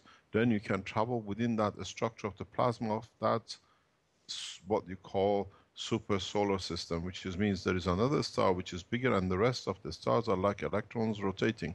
Doesn't matter what the internal dictation of the environmental plasma is. So this is the process of learning, and the learning here is too fast, but I understand sometimes it has to be done this way because there is not enough time for what is about to develop and to happen. But at the same time, you've got to look at the totality of the structure. What does this mean? You look at 1.1 reading of one rotation. That 1 point of what you see is not the center core. All the data which John has shown, all the graphs you've seen, this is a subsidiary reactor which is sitting at one of the 120-degree positions, and you change a gas in another reactor which is another 120 degree across more or less of the plate, and we change the amount of gases in that third reactor, and we see the changes in the reactor which the detector has been attached to. What you might have forgot to remember, or you've forgotten, is that Marco spent a lot of time last week calibrating this reactor, which you now see all the data from. We more or less know, we tried to establish as much as possible, it's about 15 pages of data we collected here, is that how the plasma behaves for increase of 1 unit of hydrogen, how the plasma behaves when you add 1 unit of nitrogen. Then he emptied the whole reactor and he started loading again without argon and just with nitrogen. So we have a good understanding or rough understanding of the behavior of the reactor, which you see the data. But the data you see, which John has shown, this is a subsidiary reactor. It's a what do you call a boundary reactor. It's not the main reactor. So what you see changes in these, what do you call it, side reactor, is not due to the changes in this reactor. It is due to another subsidiary, another sub-reactor on the other side of the table, which the gases in it are changed, and we see the effect of it on both on the main detector in the center of the set and on the subsidiary. The two detectors are set in the way that they both look in the same direction near enough, but the main detector, which is in the center core, looks across the equator of the core, and the detector which you see in the data from John sits in equator down by about 40 degrees, 45 degrees to the South Pole. So, but both detectors look on their x-axis to what comes from John's side, where John's reactor is. We see the influences of the fields which is received or perceived to be received from John's side. The z-axis look more or less across where reactor number 2 or B sits. And then the Y reactor with Y detector on both sensors look into the vertical condition of gravitational magnetic field of the environment in respect to the center of the Earth. So with two reactors and two detectors, the way they are set up, we look as much as possible in all directions of the flow of the fields in the system. Yesterday, I explained to the knowledge seekers the gap between the center core detector and subsidiary core detector, which you see in the data, is about half a meter, 60, 70 centimeters, no more. But even in this gap, we see that the center detector shows receiving fields on the x-axis, and the subsidiary detector shows rejecting fields. Or they switch. And sometimes when you watch very closely, when one switches, after a while the other one switches and it goes back again. So we have not managed to establish a balanced plasma, internal plasma environment between all four reactors. Yesterday I put 4 ring magnets on the table of different sizes. And I tried to explain to the knowledge seekers, at the moment your reactors are like this. One is big, one is small, one is tiny, in respect to their magnetic field strength. And then I'll put another 4 equal, exact, similar rings next to each other on the table. Then I said, when you can achieve and balance all your 4 cores to this position is the time that you left. This is how, if you change the whole position is that knowledge seekers here, and most of you, have to move away from the habit of looking at the physicality of the reactor. You have to look into how the fields in these reactors interact with each other and how they influence each other. I look for the peaks. I look, this is something I explained yesterday. I'm trained by as a nuclear reactor system control for nuclear reactors. I don't look at numbers majority of the time. I look for interactions. In a nuclear reactor control room, you have hundreds of gadgets, everything running around. You look for indications. Data is irrelevant most of the time. This is where most of the nuclear reactor controllers lose control, because they look for one data and they lose the whole picture. So I go into the lab, I look at all the meters, I look at the data which they've collected, I look at the field detectors, I look at the generator, the power supplies, and it gives me an indication how long I need to be back before something happens. And I said yesterday to Marco, every time I come back, something happens. Because I know these reactors, I built these reactors except John's. These are the babies I gave life to. So I expect their behavior. The day before, when they start feeding gases, I said I'll come back. Tomorrow when we come back, it should be 3.2 plus something. And from 2.67 or 8, we were 3.3. And yesterday, when I looked at the structure and the data, I said, well, if you go to 0.4, 4.5, it'll be good, but I don't think it'll happen because we have a peak at 3.7. The knowledge seekers look at numbers. I looked because I explained to John, reactor number 3, or what we call the central reactor, core number 3, showed a reduction from around 0.3 amps to 0.09 amp. And then at that point, we had a peak. So I was looking to see if that peak happens again. Because it's connected to the, when you have a reduction in the current, it means there is less pressure. You don't need that much pressure. So it means when the pressure goes is when the gravitational field internally is trying to match with the Earth gravitational magnetic field.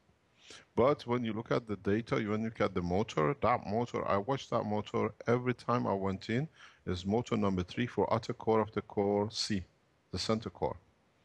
It varies, it vibrates between plus 0.11 to 0.38, sometimes 0.4. And this morning, when I went back in, I asked the knowledge seekers to take the data again.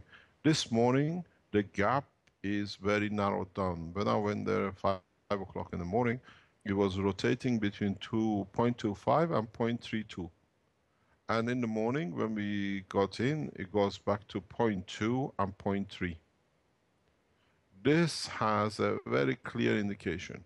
The lab sits in an open environment with windows where the gravitational magnetic field of the sun has a direct interaction on the fields in the room. And this I have seen several times in past few weeks. That depends on how the situation is. Some reactors react. But at the same time, this drop and sudden surge of release comes because the internal reactor, due to its construction, creates 3 different kind of plasmas in 3 different locations. And 2 of these reactors keep on taking charge, but due to the situation with reactor A, which is a floating core inside, that releases a surge. Reactor B. So we saw the surge, we see the surge, but you have to look at the whole parameters.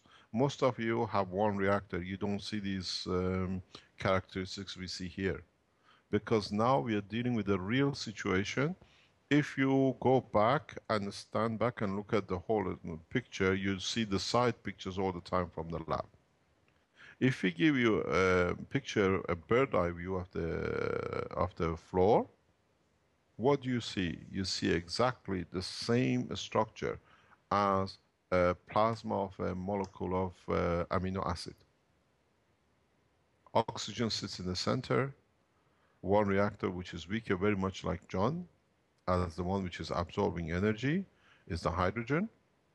You have the reactor of Arman, which is on the left, is the like what do you call, like a nitrogen, because it can increase and reduce fields according to what the other one needs. And you have the still reactor in the back with the detector, which behaves as a carbon, as a communicator, as a interconnector between the 3. The center reactor calls all the fields together. But when you see the flow of the current in different directions in the core number E, which is Marco runs it, that behaves exactly like a graphite, a graphene, a carbon. We see between 2 reactors within 60 centimeters from each other, different direction of the flow of plasma. I explained this yesterday. The plasma goes out and it comes back from the top between the 2 reactors. So within 60 centimeters, we have created a plasma environment which has a boundary which is not balanced yet. So the whole structure, what we are doing here, and next happens maybe next few weeks or months, is to build up a homogeneous plasma conformation and interaction. And this is what will happen. You won't get fantastic results flying. It might happen if we can reach it. But at the moment, the way Arman explained, we had to turn John's reactor upside down, because I was with Marco last week and with Arman. We, after the reactors were put on the floor on their side to see the interaction on the ground level, how they do, and one pointed to the center. Then the reactors were put, all three of them, in an angle facing to the center reactor.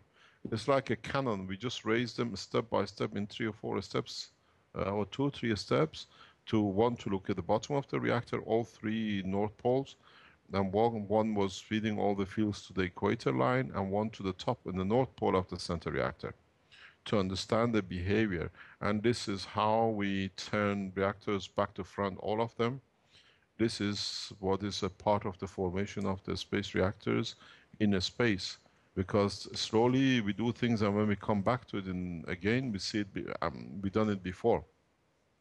The reason for this test was to see the effect of the reactors when they are on the side or an angle, because in the coming time, when you build your reactors for deep space travel, you have a center core star formation, and you have a number of reactors on the boundary, periphery of the outside of the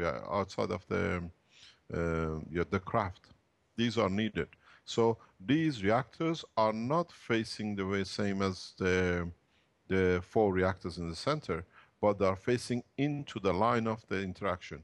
These are partially for protection system, partially for material production, and partially as part of the when you want to reach and speed up to a certain condition, certain position. When you travel in the deep magnetic field, you create an additional shield in a reverse condition through your reactors, which is on the boundary, sitting in 90 degrees, or you can change them to the angle of the center of the core, which they get their supply of energy or magnetic gravitational field plasma from the center core, which means you strengthen your magnetic shield in the direction of the flow. You can line up. So in some of you, when you see what you call it crafts in flight, you see flashing lights around, except the 3 center core and mother core. These lights are not there for showing we are here. These lights are reactors which create a specific condition for protection of the reactor and creation of the environment of the shielding. This is what we did this test, and I explained to the knowledge seekers. So putting the reactors on the side is not just to see the fields, but to start understanding the process of the next step of realigning cores for protection and material production. As you put fields in, we see the changes. But the more, now we spend the first 2 months here building all sorts of reactors, and you've seen it as a world population, as we did, successes and failures. But if you look at it now, after breaking reactors, setting it up, changing motors, now we can do anything we like with our reactors. As you've seen, we turn John's reactor upside down, it's still running. We turn them on the angles, it's still running. We can roll them on the ground, they're still running. Because all that hard work has got the results now. We have a very solid core base. We do, like as you've seen John explain to you, there are 2 steel rings on the side of the core. That's why his graph has got a peak in it. This core, this balancing was done by idea of Ivan a few weeks ago to balance it because it was rattling too much. So he put a tape on it, and we taped these rings into the wall of the core. And running it for now for 2, 3, 4 weeks, whatever, the tapes are coming off. We literally stopped the core reactor, We put a tape on it this week, once or in past week, once or twice. We taped it again, and Marco put a couple of more tapes to secure because these washers were dropping off. And we start back again. We don't need to go and sit and wait to plasma to be created because the nano coating inside holds the plasma. And then we start back again as nothing happened. The hard work of past 2-3 weeks has paid off in being able to have such a robust system.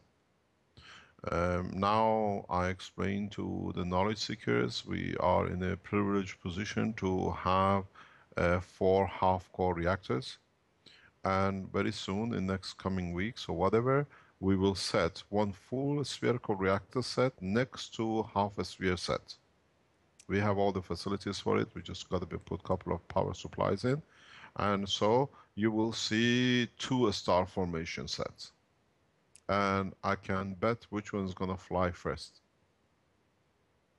because I know them. I've literally all the reactors except porcelain, they all belong to the foundations, been built over past 10 years. So every characteristics about them are known. So you start seeing new interaction, new plasma conditions, and then you will see the interaction between the 2 sets, how they interact, which set will pull, which set will feed. We have put one's reactor aside on the side, but it's still interacting with all the reactors. It's still mastering because it's the holder of the more of the mass. Even the center core in the star formation is running, but the master still sits with A1s. Even we have disconnected it and put it aside on the side of the, you should see it in the pictures. We put a magnetic plastic in front of it as well to block it, but it's still dictating because he holds a huge amount of plasma.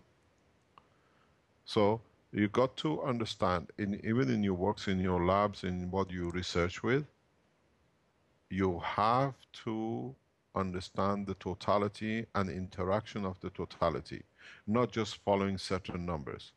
I see peaks. Yesterday I came in the lab, I put a big note, don't touch anything. I go out, I come back, some tinkling fingers has done it.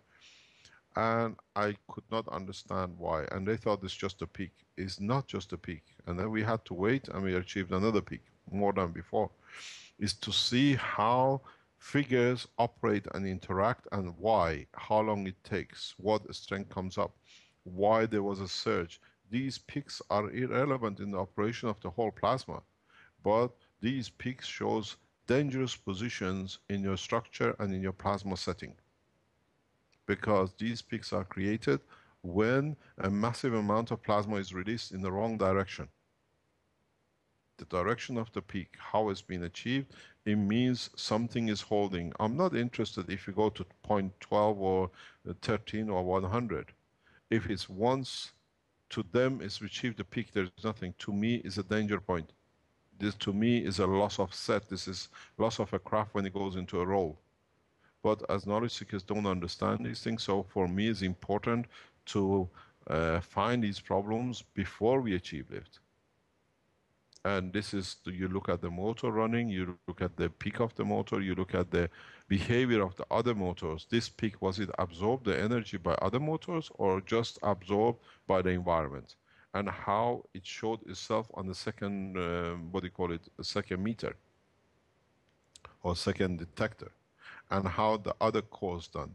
Every time you see a huge fluctuation, unless you have a bearing problem, unless you have a problem in the rotation, and you see repetition of the same numbers in the same sequence, this shows you there is and there could be a plasma blockage.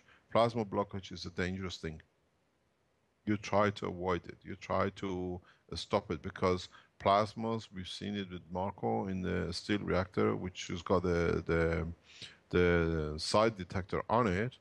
In the steel core, we have 2 plasmas inside the same core. It's due to the construction of it. Because Marco spent time marking it, he went all the way from North Pole to South Pole and measured it very, I think it must be about 20-30 readings from one point to another. And through that, we see 2 peaks and the separation of the 2. Now, if one of these plasmas in one of these environments releases itself to the other one, God help you, you lose everything. in space. We see the same thing now in the mother reactor, in the center reactor. Yesterday we had a peak.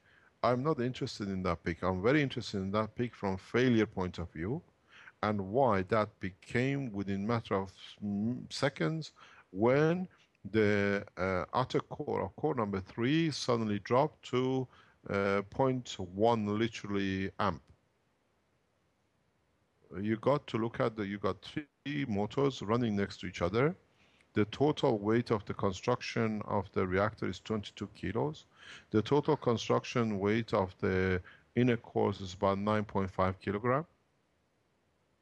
And we are running literally 3 reactors, 3 cores at a speed of just under 1000 RPM with less than round between variation between 6 to 10 watts. It's a huge amount. Most of this weight now is carried by the plasma, not only being on the bearing. And then that's why the smallest variation we see in the field of the plasma in Armand's core, which is sitting on the side, affects the operation of the internal operation of the other cores. Start looking at the totality. Start looking at every time we walk into the lab, changes the figures, but nobody has noticed it. Even the motors change because you affect the environment of the system. The sun affects the environment of the plasma where it sits. The whole structure, you got to start looking. You will find out, I advise you, if you're building reactors, make a reactor which can be opened up and thrown away in a few weeks, in a few months' time when you can contain the plasma. You can create plasma anywhere in the universe, anywhere on this planet without use of any motors, any containment. This is where the extension of the knowledge will come, but you got to see it, otherwise everybody becomes a magician. Because if you can create a dynamic plasmatic environment, and then once you establish it, you can hold on to it, and you put it in interaction with other ones, the speed of rotation and positioning will come by the other reactors. Always remember, the surface of the sun is not the container of the sun, but the surface of the sun is where the matters in the magnetic gravitational field of the sun can materialize, can reduce in strength enough to become liquid state, or what we call liquid plasma. This is what we are going with the production of the new GANS state of material. The new GANS reactors are going to which John has brought as a ceramic. He made them when he was in Belgium last week, are going to the manufacturers of the reactors today. So from next week, we have twin reactors, all GANS filled only. But again, with these reactors, we are putting a center pin nanomaterial to be able to hold on to the plasma that stops it from wobbling. So this is the extension of knowledge. It's the next step for us is to create a balanced environment between the 4 reactors. At the moment, John's reactor is literally sponging all the fields. And where it's holding it is a mystery for me. I don't understand how this reactor absorbing and holding so much plasma and taking all the fields, because what it does, it converts part of these fields which is receiving to the plasma internally, because we see that through the x-axis on the both detectors. The x-axis performance, which actually goes into fresh air, and the only thing in this path is John's reactor, is indication that this reactor is playing a behavior which is not normal with the whole reactor. This is what if you keep on getting these rotational cycles, if John posted or you've seen it here, look for the x-axis on both of them. Then, without having a detector on John's system, you should be able to understand partially the behavior of this reactor, because you pick it up near enough the core, and you pick it up 60 centimeters away from the core. and it shows you if it's receiving and how it's doing. One can be used in conjunction as a gravitational field, the strength of it, and one as a magnetical field detector. So I have realized in the past week and past 2 or 3 weeks, I have pushed the knowledge seekers to the environment they are not comfort and are still in their schizophrenic material condition. And changing it will take time. And you see a lot of resistance because there is no understanding of the totality. And this will go on till gradually the realization comes what is happening. But till that time, I will follow and try to bring things in to show. At the moment, the only interest here is when we're going to fly. Any gimmick has been done on this lab to see something flying. It will not fly till you understand the control and balancing of the fields. Because if it flies, one of them will fly in your body and in your face or into the building. You won't see a total flight. I can create total flight in the reactor, single reactor, very easy. But when you have a star formation, the totality counts. But at the same time, in this process, the knowledge seekers are learning what happens if one reactor is playing. So they are learning to control the formation through one reactor. It happens. In the space, you will lose plasma, you lose reactor. Doesn't mean the end. It's just how you can bring a control in to subsidize it. Use the boundary reactors to pressurize, create a false condition till you can recreate the plasma, or use the 3 reactors to create a false environment or imaginary environment for a master reactor space in the center. What does this mean? In the position to come in a very, hopefully in a year or 2, when the knowledge seekers are more advanced in the knowledge, we remove the center core from the setting. And the 3 reactors together will create themselves a mother reactor which are comfortable to work with. They will create their own plasma environment, gravitational magnetic field. So this happens all the time. This is part of the condition of the safety of the flight system. What happens if you lose a mother reactor? It's not the end. It's understanding how you create the environment and how between the 360 degrees you can create a new plasma environment without the material condition that you can hold on to till you can replace the core or you can develop a new core. And you can carry on for thousands of years without the physicality of the center core. This is again condition of physicality and tangibility, which knowledge seekers don't understand. They are looking for figures. What about this? We just switch the thing off. No, because the peak is irrelevant. The peak shows that the exact where the problem is not the solution. The more you increase the peak, the more you go up to a higher figure, the more dangerous condition you create. I'm interested to see 12, 20, whatever Gauss on the detector, but that peak explains to me 2 things. The plasma is building up. I explained yesterday, but it wasn't understood in the lab. That I know the peak is there because it shows to me a danger point.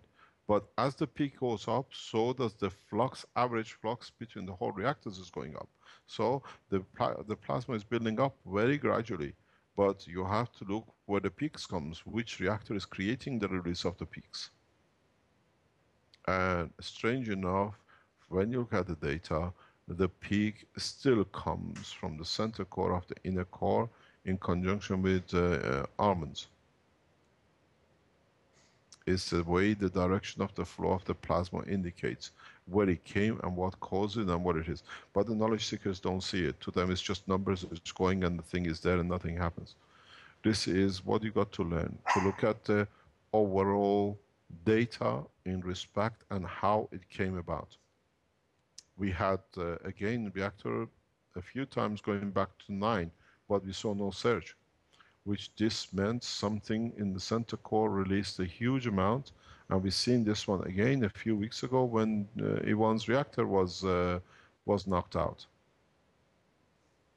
And again, you see a steel reactor behind a copper reactor, exactly the formation it is now. So there is a position where these reactors are charging up, and then they release the fields.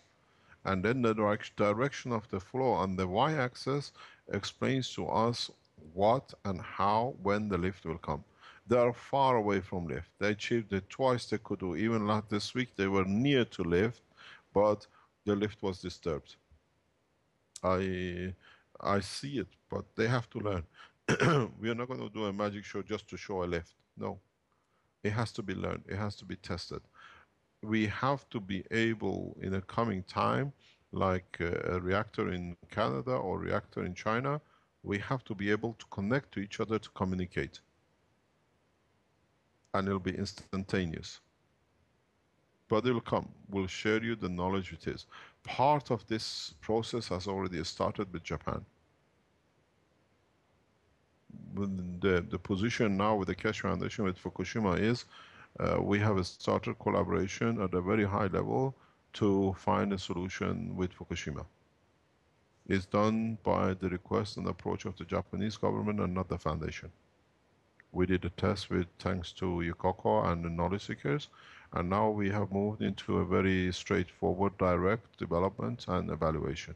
And as we hear that one of the Japanese major corporations has used part of this technology as was given in a free key, and they say they have developed a technology that can absorb radiation. This is part of the GANS technology which we released. And that is gift to the Japanese government, at least to start using a different way. But the Japanese government, as a lot, they want to look at the overall structure of the technology in the nuclear industry. And we collaborate very closely and we respect for their approach. And it's done at the highest level. We keep it. All our emails are read. As I explained to you, the Belgian government, American government have submitted letters to Google and GoDaddy that we are a terrorist organization. They have to get access to all our emails. So if the Americans and the Belgian authorities know what we are corresponding, so should the rest of the Keshe Foundation around the world. This is the position we are in. We've been approached at a very high level through our own channels by the Japanese government, and the materials have been moved in position for testing and evaluation and collaboration. This is how advanced the technology is and how government respects our way. There's a further development for the environmental cleanup. I think Mr. Cho is aware of it. We have received independent laboratory data that it shows we can clean up literally all environmental conditions and how fast we can do. In conditions of change of phosphor in our contamination in the ground for materials, the success is up to 60 to 90% reduction. And it brings everything below the international levels that it can be used, the waters can be used. And this has been done, and now the foundation has entered commercial development of it by the company which proposed it, and they achieved it. They've done all the data, they've been open with us. All the lab tests they've done on the material reduction has been supplied to us on an open level. I've been to the lab in the past couple of weeks, and independent laboratory is doing it. So we have shown all the land contamination, water contaminations can be reduced drastically through a new system which I've developed through materials and the plasma reactor technology. So now we are entering the commercial phase. The Italian, what do you call it, generator, we've been told finally it's been agreed and done and the materials been put together. So in a coming, hopefully they say in a week or two, we should be able to show this reactor for the first time in public. But it all depends. It took them 5 months to do it the way they like it. They've come up with new materials. I was informed in the past 48 hours that finally the reactor is ready for assembly. But they're happy with it. It's supposed to last 30, 50 years. They were looking for the materials which can wait or live or be strong enough to survive such a time. As you've seen with the reactors in the lab, we got 4 reactors running now for 3, 4 or 5 weeks. We take one off, we put it back in, and it goes on. These reactors should go for hundreds of years unless there's a mechanical failure. And even if you have a mechanical failure and you contain the plasma through the nano layering, you just change the motor, change the frame. This is what we done here before a couple of weeks ago. We don't open the core, we don't disturb the plasma. We hold the plasma in this container like you hold the water in the container, and then when we build the system, we just put it back on and we run. Unless the reactor breaks. We have a reactor which broke, and you've seen the pictures of it last week in production. So the technology development is, and it goes, because there is something very important I've never shared, but you as knowledge seekers, as the Keshe Foundations around the world, have to understand what is going on in reality. All the tests, all the reactors, all the data you are putting on the internet, and all the knowledge is shared, is immediately deciphered, analyzed by the world space agencies and nuclear industry. We are teaching, and I know, and they know in the communications we receive and we have, that space agencies are looking into every aspect. Nobody has shared this knowledge like this before, as I told you. So all these reactors, all the teachings we do, all the teaching knowledge seekers do, all I watch your, what do you call it, Facebook or Skype's connections, what you teach is give each other connection, is fully watched and analyzed by scientists, because in a way we are teaching the top guys in NASA, but they're too ashamed to say they're learning. It's the same with the space agencies around the world. So you are not just what we put out here is not just for you lot. The scientists in the backgrounds are watching every move, every development, every knowledge we share. So this is part of the process which we brought out. This is how the openness of the Fukushima testing and us releasing the paper of the Fukushima within 48 hours from releasing the Fukushima paper, we received the approach from the Japanese government. So this is how it works. They know we are clear, open about our process, and it does not need to be in time. If now Mitsui has announced they produce such a system, we achieved our goal. At least part of the radiation has been solved. One of the things you had to realize, I mentioned in the passing by in the past few weeks about the material and the reduction you saw in Fukushima, is we managed to reduce gamma rays, not alpha or beta, which is a matter state. I have developed now a technology and material structure which has been sent to the people who are responsible to test it, that these materials will change the condition and the position of even alpha and beta to a condition of normality. This data you watched in Fukushima, where the radiation reduced and became low, and some people wrote to me, you don't understand between this and in kilogram, you're stupid, blah, blah. We know exactly what we released and how we released the information, and the scientists who work in that level understood. From that data, it became very clear that GaNs materials only affect the radiation in the magnetic field spectrum, which is a gamma rays on that side. But when it comes to helium nuclei or whatever you call it, beta, alpha, whatever we put name to it, they have to be changed in a level different way that the materials can do. And that material, it took me a couple of months. It was built, it was made, and it's gone to 2 nuclear centers for testing. And surely it will change the position, and we will see the data.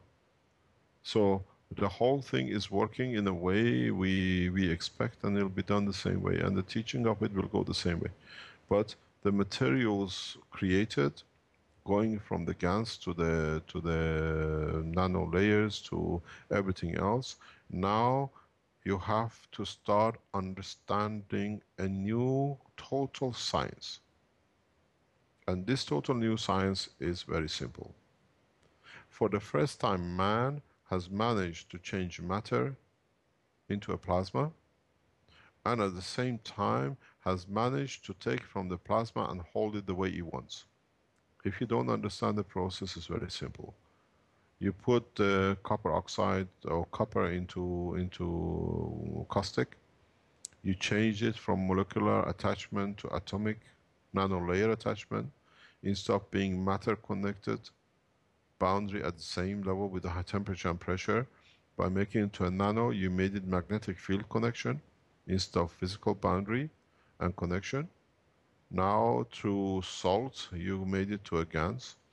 Now what you do, you put a material detachment, which is a GANs, which is a nano layering with the magnetic field, the spectrum inside it, holding the GANs, which is a magnetic field plasma.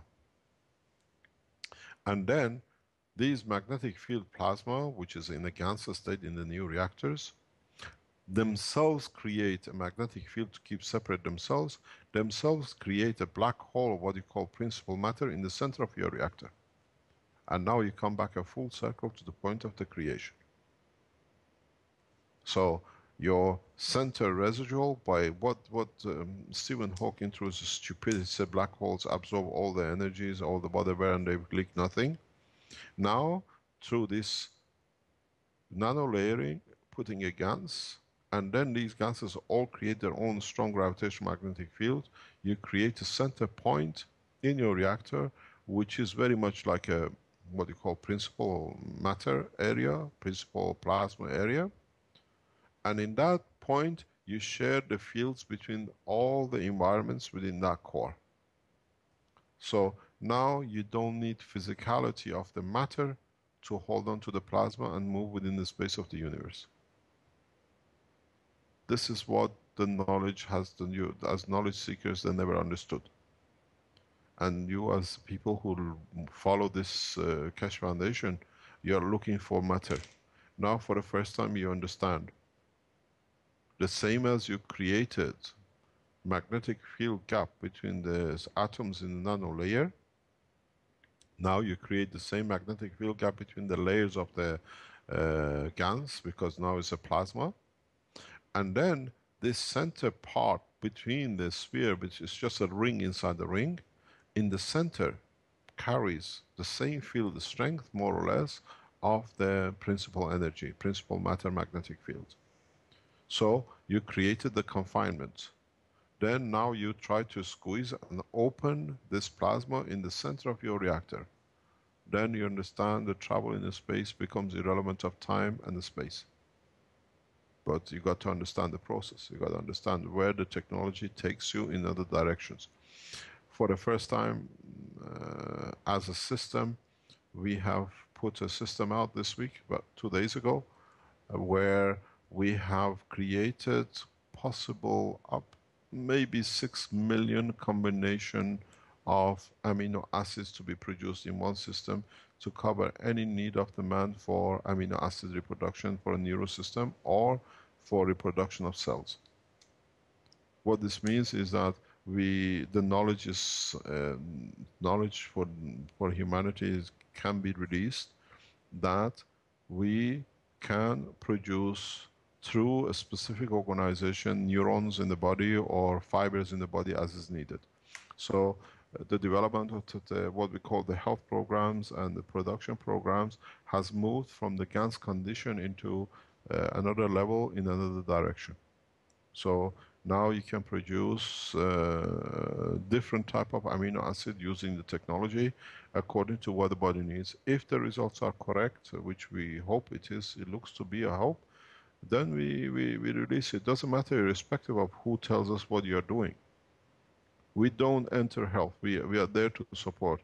There's been a meeting at the end of May in EU, the commissions, that they have put into question why alternative technologies cannot be used, because the present pharmaceutical is not answering the problem, and there are more diseases in Europe and in the Western world than ever been before. So new technologies have a room to show what they are doing, and through that, through our connections and people who listen to this program, they know who they are. A new structure for health program of the Keshe Foundation has been set up. And hopefully, if everything goes through together, we already some agreements has been reached, then we will open a health center officially that people can go or connect through that health center to the worldwide operation setup. The final stages, everything has been agreed. I received the documents which has been done And I thank you. You know who you are. You've been working so hard to achieve this, and I congratulate you. The process is we are staying silent, not of the fear, but that people can understand more and more of the technology. There is a position in respect to, I've been asked to clarify, or I've been told to clarify about the 16th in Rome. We're trying to make a line for the delivery of the message to the His Holiness the Pope. We have not been given the access up to now. They know why we are going, but we'll meet whoever attends. I'll be there, and a number of people will be there. We will deliver the paper to the office of the Pope. We can do it through our own connections within the Vatican, but this time I decided it has to be done because there's a specific purpose for this. With this goes, with this letter which we shared with you last time, goes an invitation to world religious leaders, as you've seen on the front page of the Keshe Foundation in the past few days, that all the world religious leaders are invited to attend a meeting on the 30th of this month in Italy, irrespective of the position, for discussion into one thing: unification of the religions in achieving world peace. It's a very strange thing. If you ever know or understand what is G20 and G8 are, in the past few years, in parallel with every meeting of the G2 or G8 or G20, the religious leaders of the nations who participated in these G8 or G20s have met at the same time or just before. It's known as a religious G8, G20 meeting. And they are supposed to meet. I've never heard of some of them ever attending, but they issue a protocol to the G8 leaders what they expect as religious. And funny enough, if you go in one of the 2012 communications, in one of the paragraphs, they sit, it's very interesting. It's the third paragraph, the 2012 Religious Leaders' Statement of G8 and G20 Summit. It says, we have come together in Washington, D.C. on the eve of the 38th G8 Summit, set to meet in Camp David, Maryland, USA. Members of the Baha'i, Buddhist, Christian, Hindu, Jain, Jewish, Muslim, Shia, Sikh, and Zoroastrian community have joined here to continue the work that has been done by religious leaders of the previous G8 summits. Religious leaders have, over the past 7 years, met to reflect on global agenda before leaders of the world's most powerful nations, and to offer their insight and hope for the encounters. Our religious traditions are informed by deeply held and widely shared value of work for freedom, justice, and human rights. And it says, as religious leaders from various traditions across the world, we affirm a need for G8 and G20 to radically transform the economical systems and assumptions that have brought us alarming level of economic inequalities and instability. 2, essential need to shift priorities of the G8 and G8 nations to comprehensively advance human security, health, and common goods. Third one says the role of G8 and G20 have to play in re-evaluating the border structure that have brought us to vast inequalities between the rich and the poor, as focus on economic injustices and in consequence political instability that arises from the gap between the two in many places in the world. And then it goes on the economic justice, and then it goes on the food, health, and human security. They want the balance and justice for all. And it goes on. You can read it, 6-7 pages of it. The only thing that none of these religious leaders in all their meetings have ever discussed in how they want equality in wealth and near enough, but now it's time to bring equality between all the religions. And this is the purpose of this meeting on the 16th. to call upon the world religious leaders to become one, not just by talk or to advise everything else, and except when it comes to their unification. When we unify the world religions, 99% of the humanity problems, the way we see it, will be solved. And this is the purpose of this presentation and request for the meeting. And you will understand, if the religious leaders, be it the Pope, His Holiness Pope Francis, or being it His Holiness Ayatollah Khamenei, or the others which have, you've seen their pictures on our front of the website. Now, it's not good just telling others what to do to be equal. Now it's time that for you to make the move to make it equal. And it's in your hand. And that's the purpose of delivering this letter on the 16th. They advise, they want justice and equality and reducing the borders to become one. Now, why don't we do that with the religions, and then we'll have no more problem. As you know, a lot of you know, before I became a full-time scientist, I was a full-time international businessman. I went through the borders of the East and West being broken down in late 80s, 90s. And one thing which surprised me, and it's been, I've spoken with a lot of world politicians and leaders of different sections when I talk, and that is the European EU. You can travel from Portugal to the more or less Russian border with no cross-border check, with no armies, with no military. How come through the concerted effort of the Pope in Vatican, previous popes in Vatican, such a unification of what they call Christian community in Europe was achieved? Now, with the reason we're going to Vatican, that we're asking for the support of the Pope for the unification of the whole world the same way. And that will come. They've been advising, as it says, in past 7 years, all the world leaders in economical and social structure. But they don't see that the whole of the social structure and economical difference is fine. It's literally fed through the religion.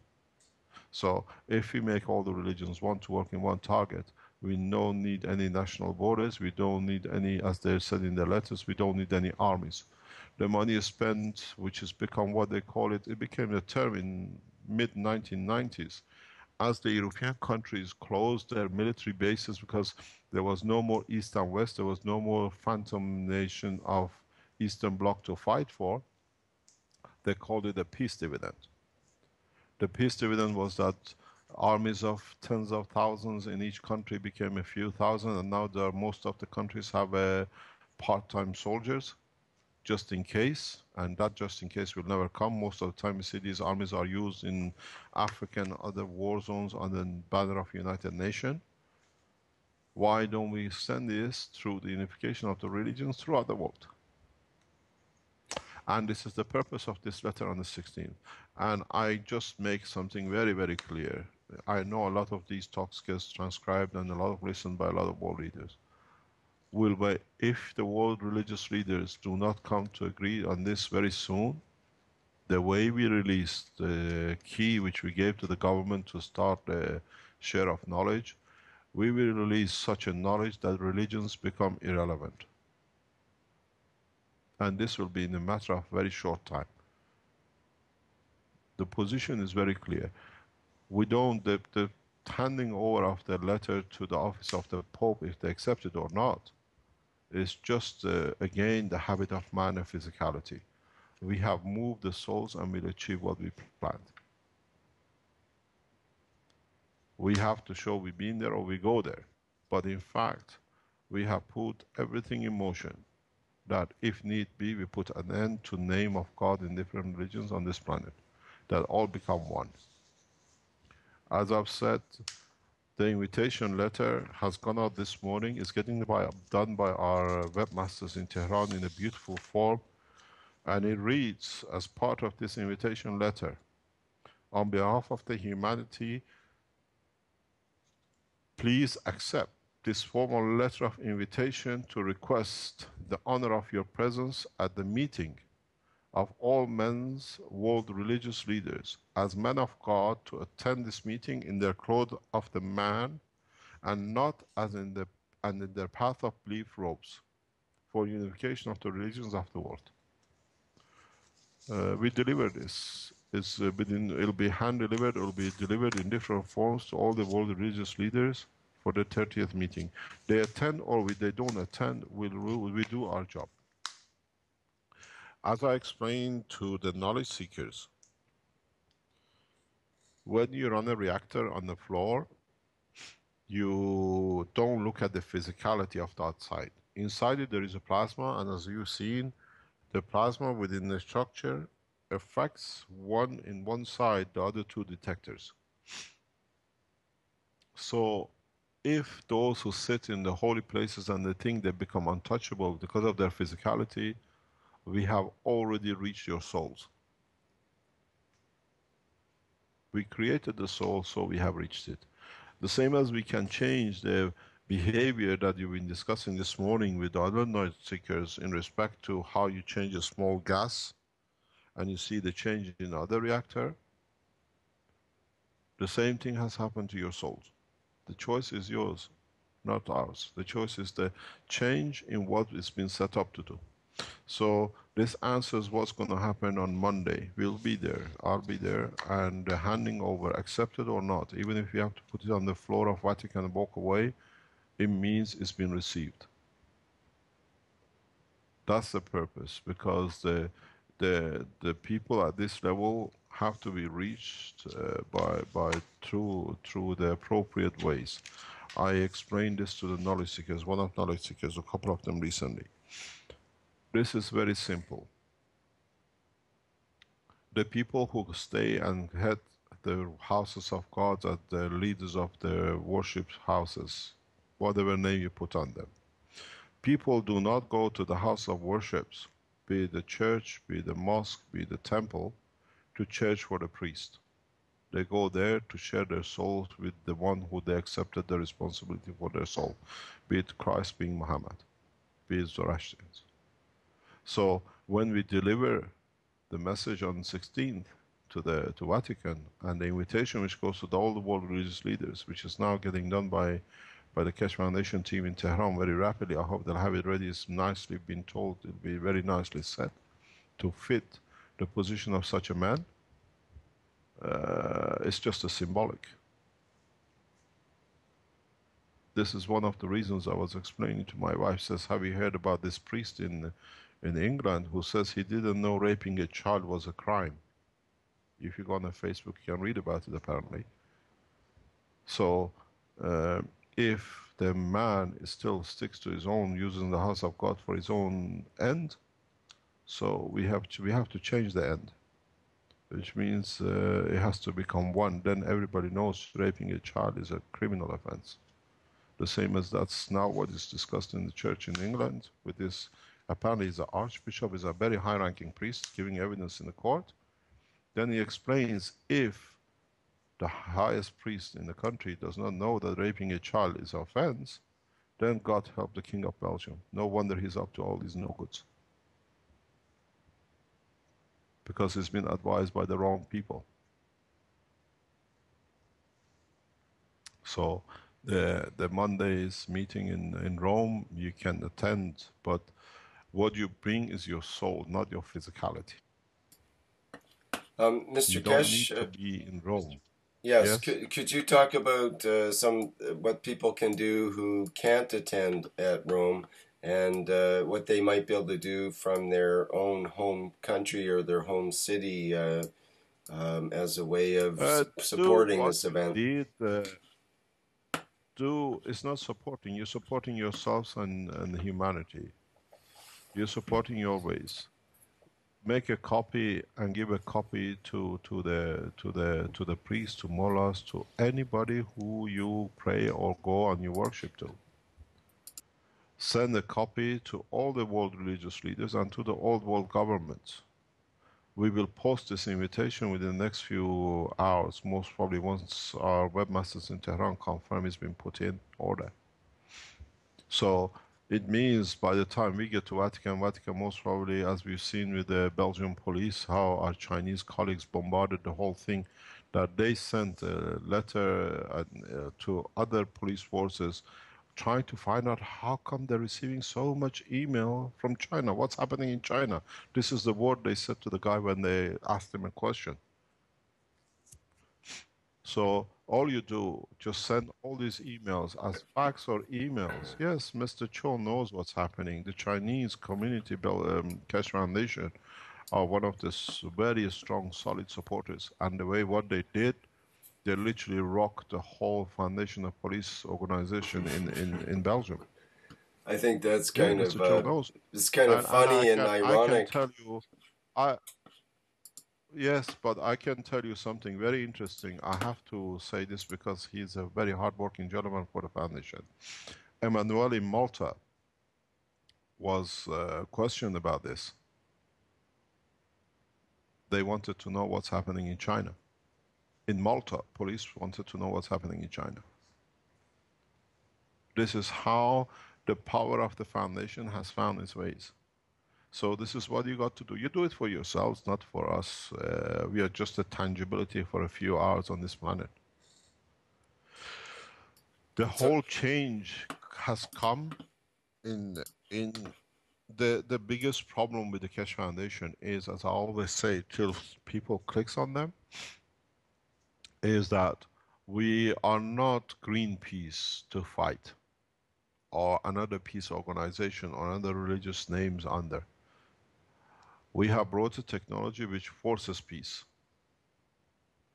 And the beauty of it is, I've said this to the knowledge seekers before, and they have not even understood it.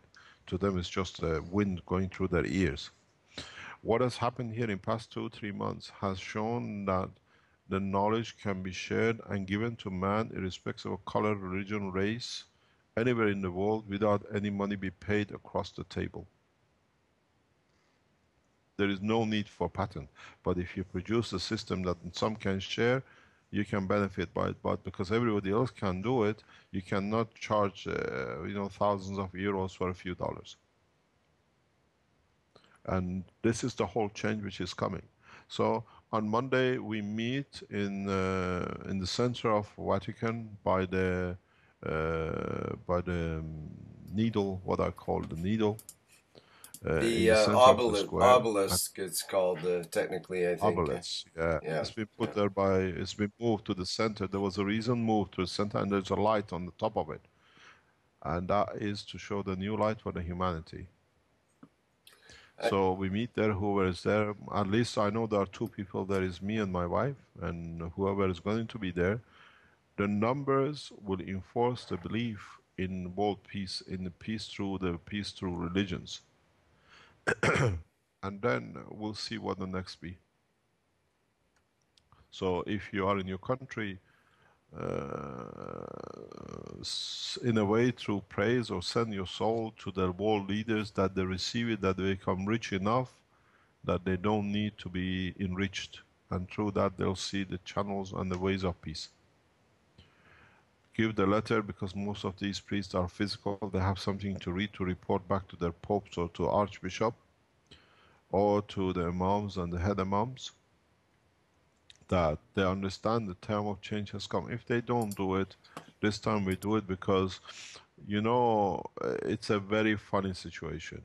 The situation is, you put a Jew, a Muslim, a Christian, a Buddhist, all in one room, which are very religious people, and you'll find out each one of them will pray in different time to the same thing, but they still call themselves different religion. None of them is said to kill the other one, and no one is going to poison the other one. The poisoning comes when you build a structure, you call it whatever temple, because the structure needs money to be held, to be kept, so it brings in the crookedness. The temple of God is in the soul of the man, not in his heart or in his brain. And this is what the man has to understand. Then in time, there are no religions in the space. Money, religion, and attachment to physicality is one of the bad habits of physicality, and Earth is one of those physical points.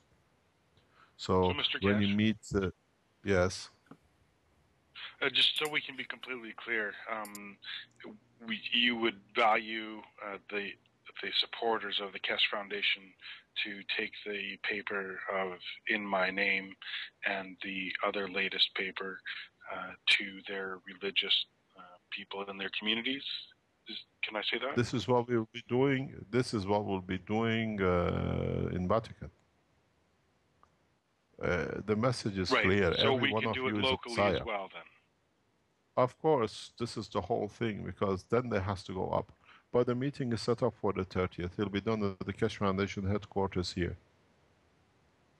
On the 26th, we will receive a guru, a high-ranking, what we call religious priest from India. And on the 30th, to follow up, whoever turns up, nobody will turn up. We know for a fact nobody will be here. But we are ready for it. The same as we were when we gave the keys. They come and ask for the key, but this is the whole setup. We are ready to receive. We have set the scene for the motion, because why we chose the Keshe Foundation Center. First of all, the environment of the Keshe Foundation Center is set for receiving what you call prestigious high officials. Secondly, this is a position, as I said before, we sit around this table as Christian, Muslim, Catholic, whatever name we choose to call ourselves, in the same path. So we have the facility, and as is in the invitation, they have to inform us who and how many we comes. We can accommodate easily within the train of the center up to about 5,000 people. They can come with all their followers. The building and the building's set, so we can accommodate easily 400 or 500 people. So we are not short of a space and time, but we don't need to go out and look for somewhere. The whole process can be done here. We won't change anything, because these people have to learn they're equal to the others when it comes to share their souls, because souls don't wear what do you call it, a turbine or a hat or whatever you want to call it, and a rope. When the world religious leaders realize it's their soul which makes the difference, and that's why a lot of them go astray, is because they misjudge the way people come to pray in their places of worship as worshipping to his whole, to what do you call it, to bless his soul, for example, Christ, or bless his name, Muhammad. They misplace that name and a place to themselves than to the God, because they realize that in reality there is no connection between them and the Christ or Muhammad or any other prophet.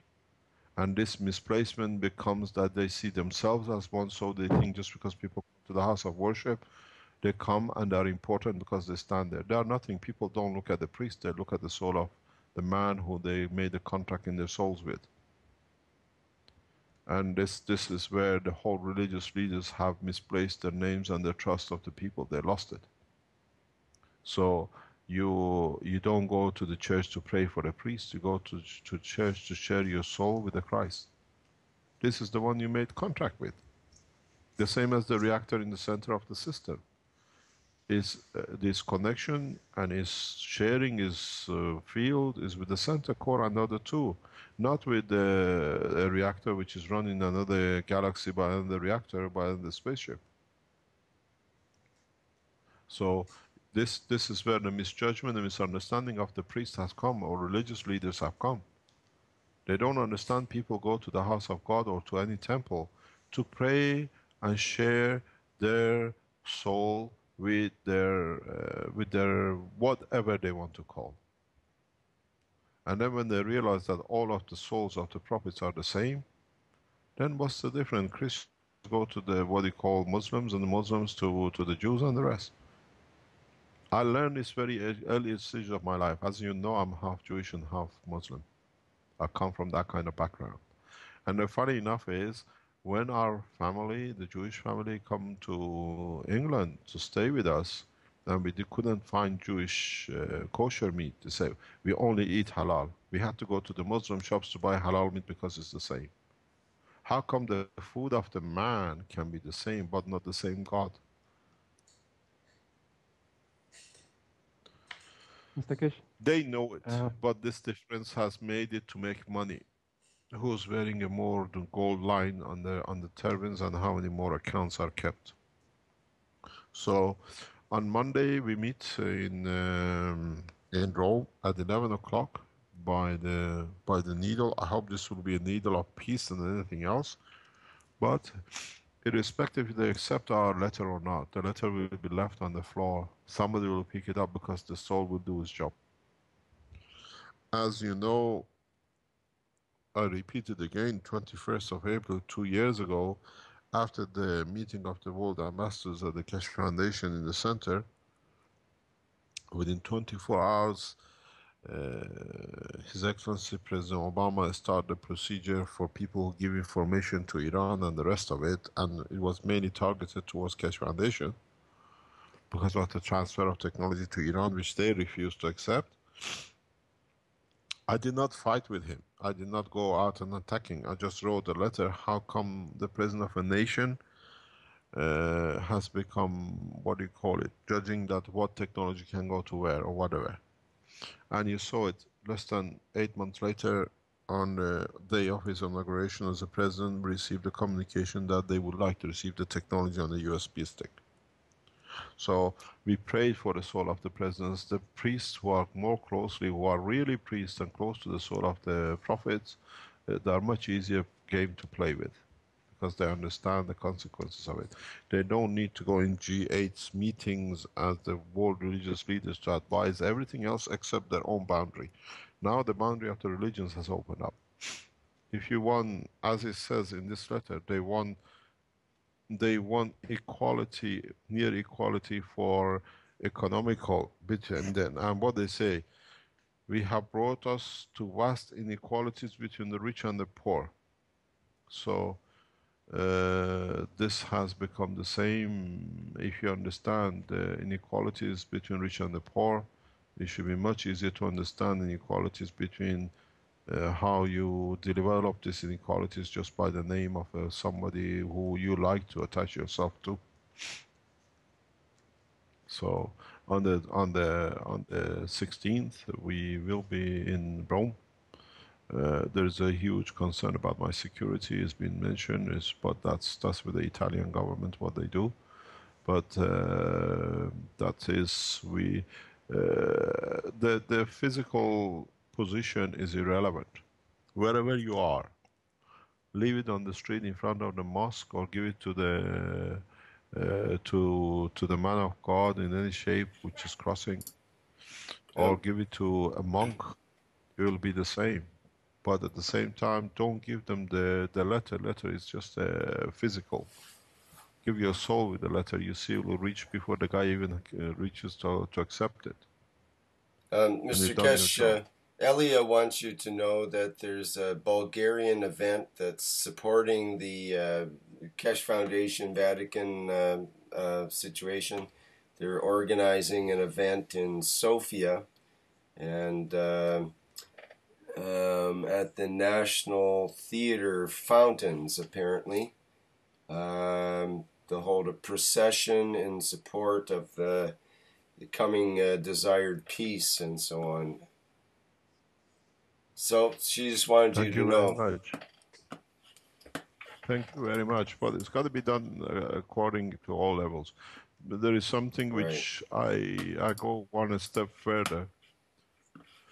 When we hand over or we send the invitation to the world religious leaders, as there is a hierarchy, the souls of their priests and they follow them receives the same.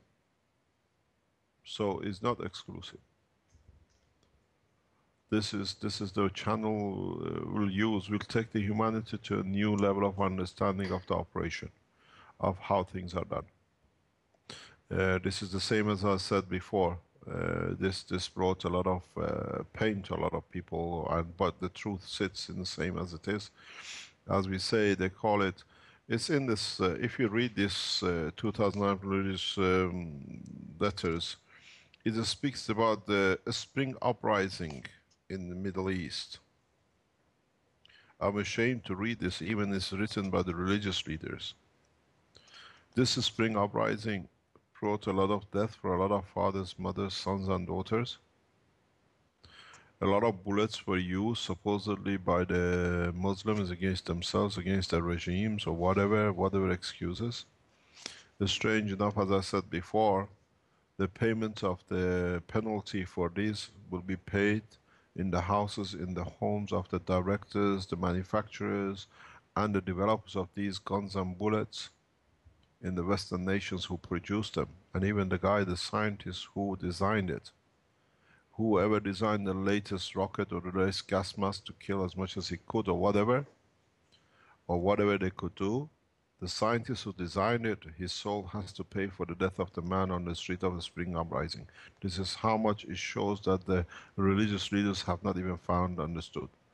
As I said, the man is killed by Muslim in the streets of Cairo in the spring uprising. But the payment goes through the same religious belief, and the people who done it, the manufacturers in Eastern Europe, in Western Europe, and the prophet which sits with the Rothschild family, who instigates wars, has to pay for it. And if they thought they got away with it, the payment day is now. Whoever finances war, doesn't matter under what name, gets the same share of the punishment or loss of his own soul, according to the people. So the guy who financed all the bombs, all the bullets, I would like to see how his son, daughter, and his family live in about 2 or 10 years' time.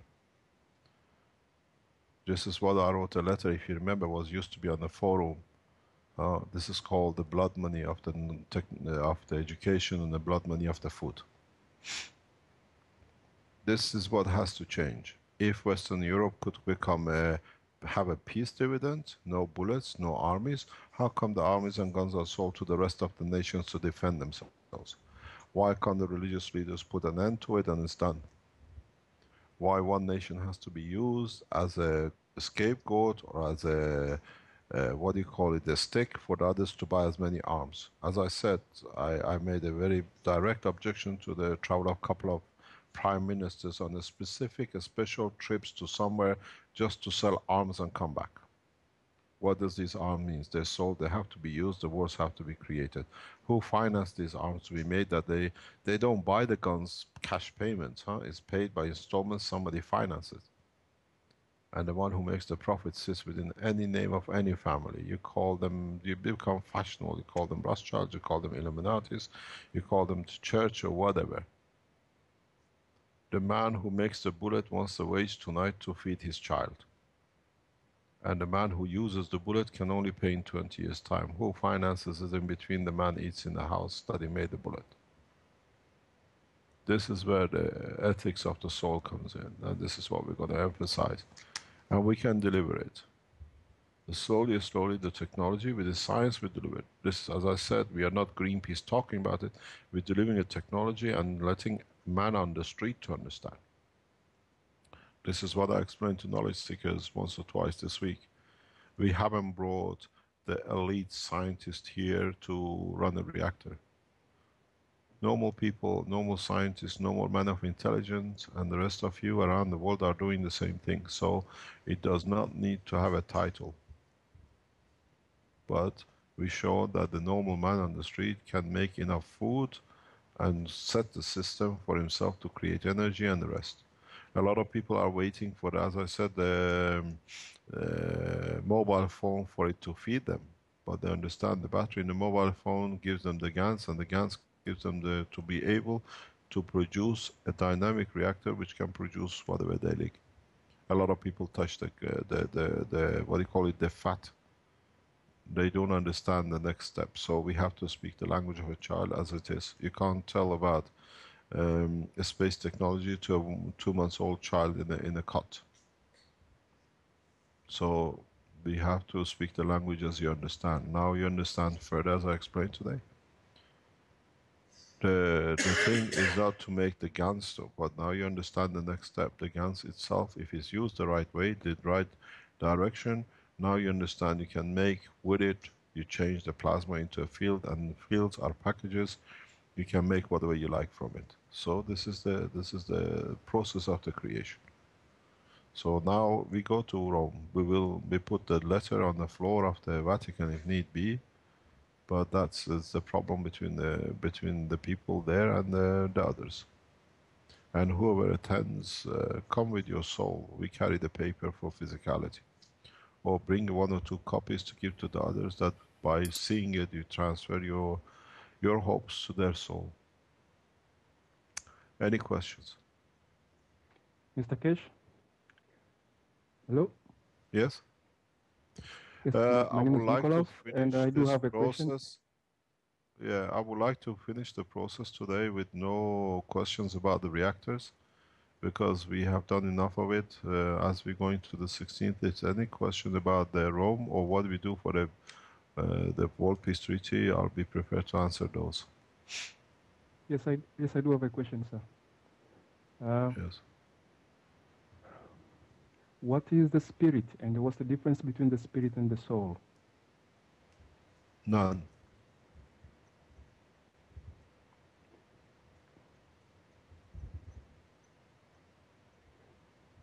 So when we say spirit, what are we referring to? It depends how you define what you want to understand. One is the path and one is the entity. Okay, so the path is the spirit and the entity is the soul?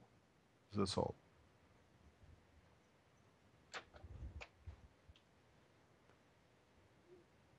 How Any the other spirit, question? how is the soul of man, is the soul of man a material matter as well? Pardon? Is the soul of man a material as well? The soul is very much the same as what I said regarding the John's reactor. You break the body of the man, but the plasma inside it stays and performs.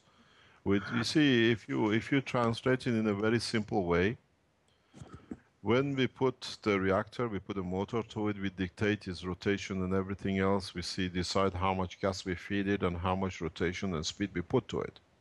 That's a matter. But once the soul, the plasma is created inside it, as I said, you can smash the reactor. Then when it runs itself, it will only take what it needs to sustain in respect to its environment. It will not take any more, it will not give any less. This I showed in a very simple way to the knowledge seekers. I explained that to Marco a couple of days ago, or yesterday with John, with Armin. These two sat in front of the reactor, and I said to them, take what you need from the reactor. And both readings was stopped at 0.42222. And I said, now give what you like to the reactor. It went wherever he wanted. It went up, down, stayed up, and it came down. I wasn't interested to see how up they go. I was interested to see how much the reactor is prepared to give without damaging itself. And that was 0.04222.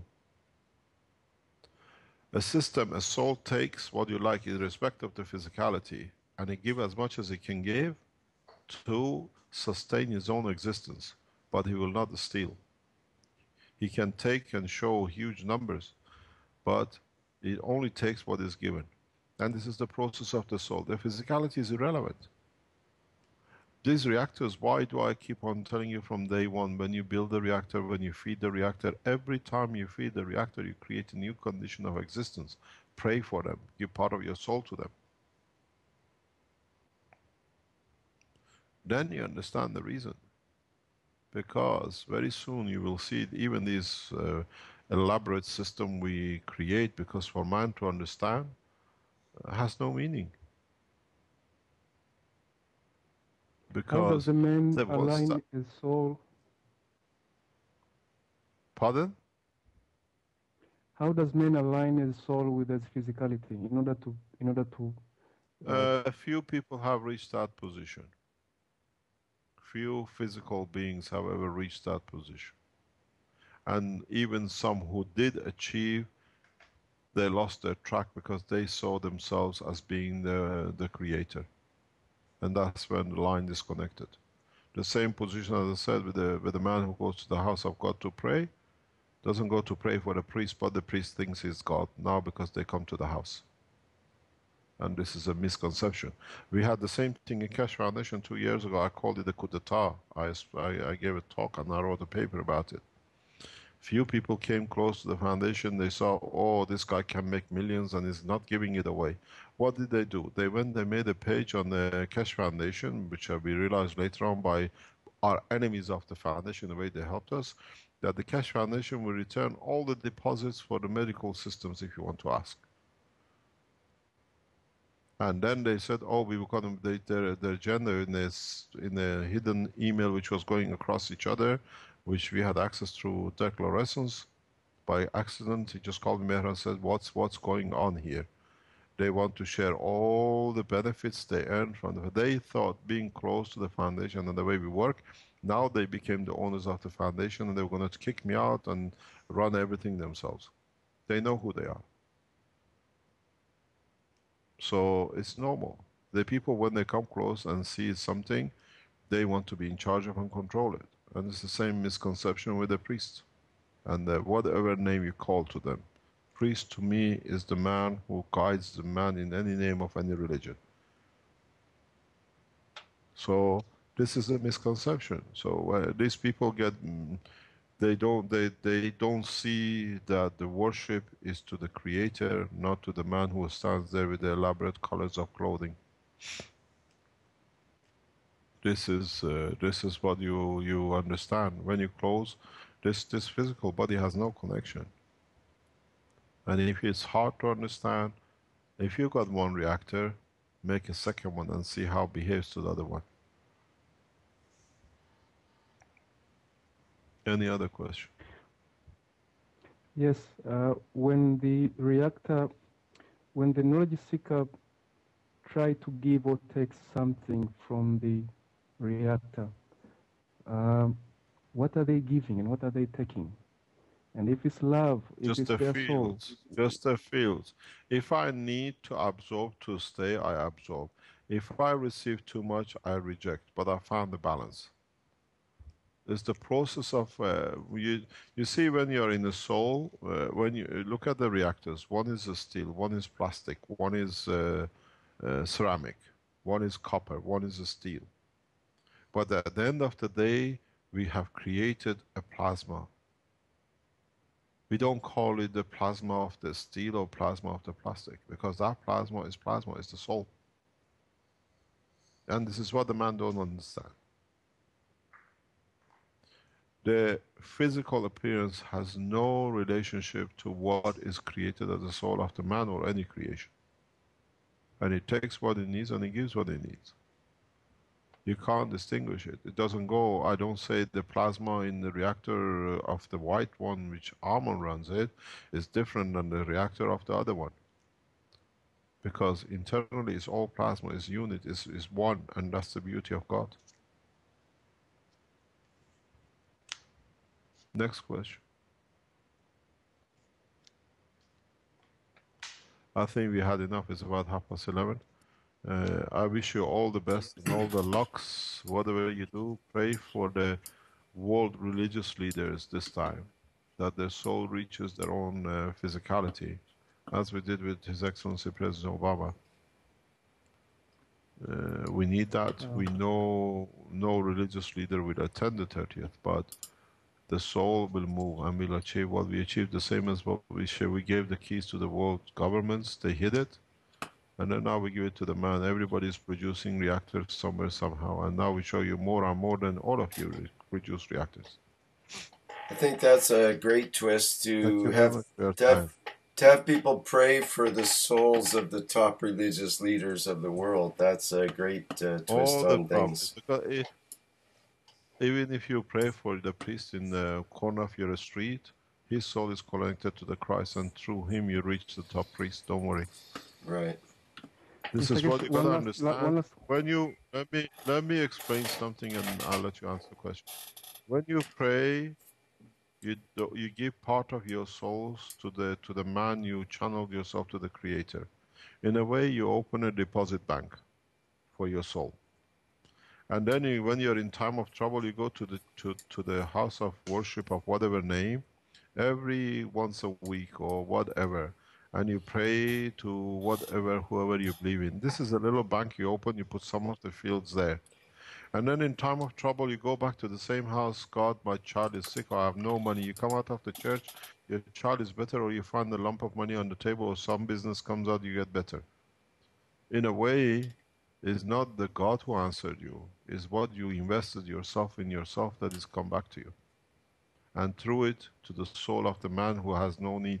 It's exactly like the reactor. You sit in front of it, it only takes 0.422. This is the beauty. Once a man understands this, then walks away from all this path. Carry on. What's your question, please? In the letter you mentioned that if men don't stop fighting or killing each other, then, or the one who does that,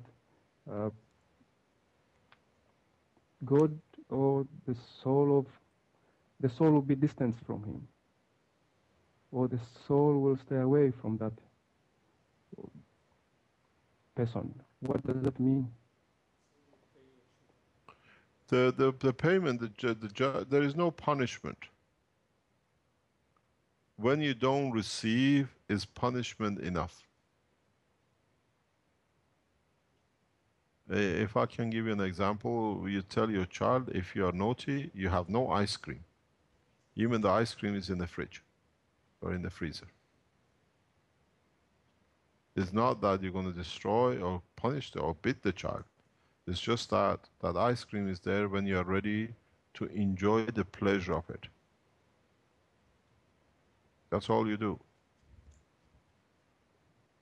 You do not receive what is there for you to receive till you are ready to receive it in that level.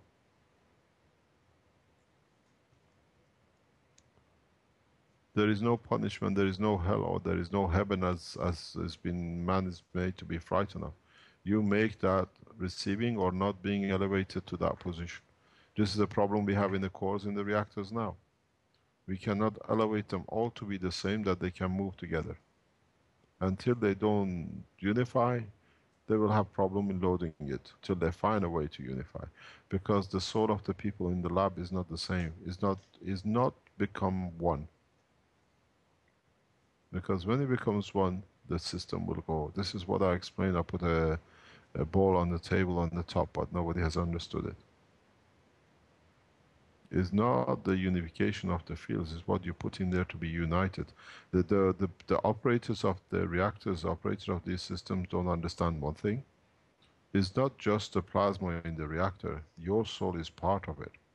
When you're pulling it the other way because you want to be better than the other one, that your reactor goes up first, nothing happens.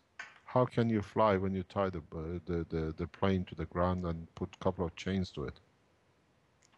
The chain is not physicality. The chain is the soul which you're holding it back. A lot of you running reactors in the hope of seeing it, but you don't. We run your reactors in the hope of being able to serve with this reactor that I can help this and that. As I say, you're still in a phase of not only physical schizophrenic, you're in a soul schizophrenic condition too. But once you start the boat, you sort the boat out, then you see the development. We say Thank goodbye. Thank you for today, and wish you all the best for Monday, whoever you go and whoever you meet. Thank you, Mr. Kesh, and best wishes to you too on that big day. Thank you. Thank you very much. Bye-bye. Bye. Thanks. Thanks very much. And so ends the 14th Knowledge Seekers Workshop. Thanks to everybody on live stream and to everyone else on the Skype call, and thanks to Vince and others on the GoTo meeting. And you have a better soul than us. May all your souls come together. Thanks, everybody. Thank you very much.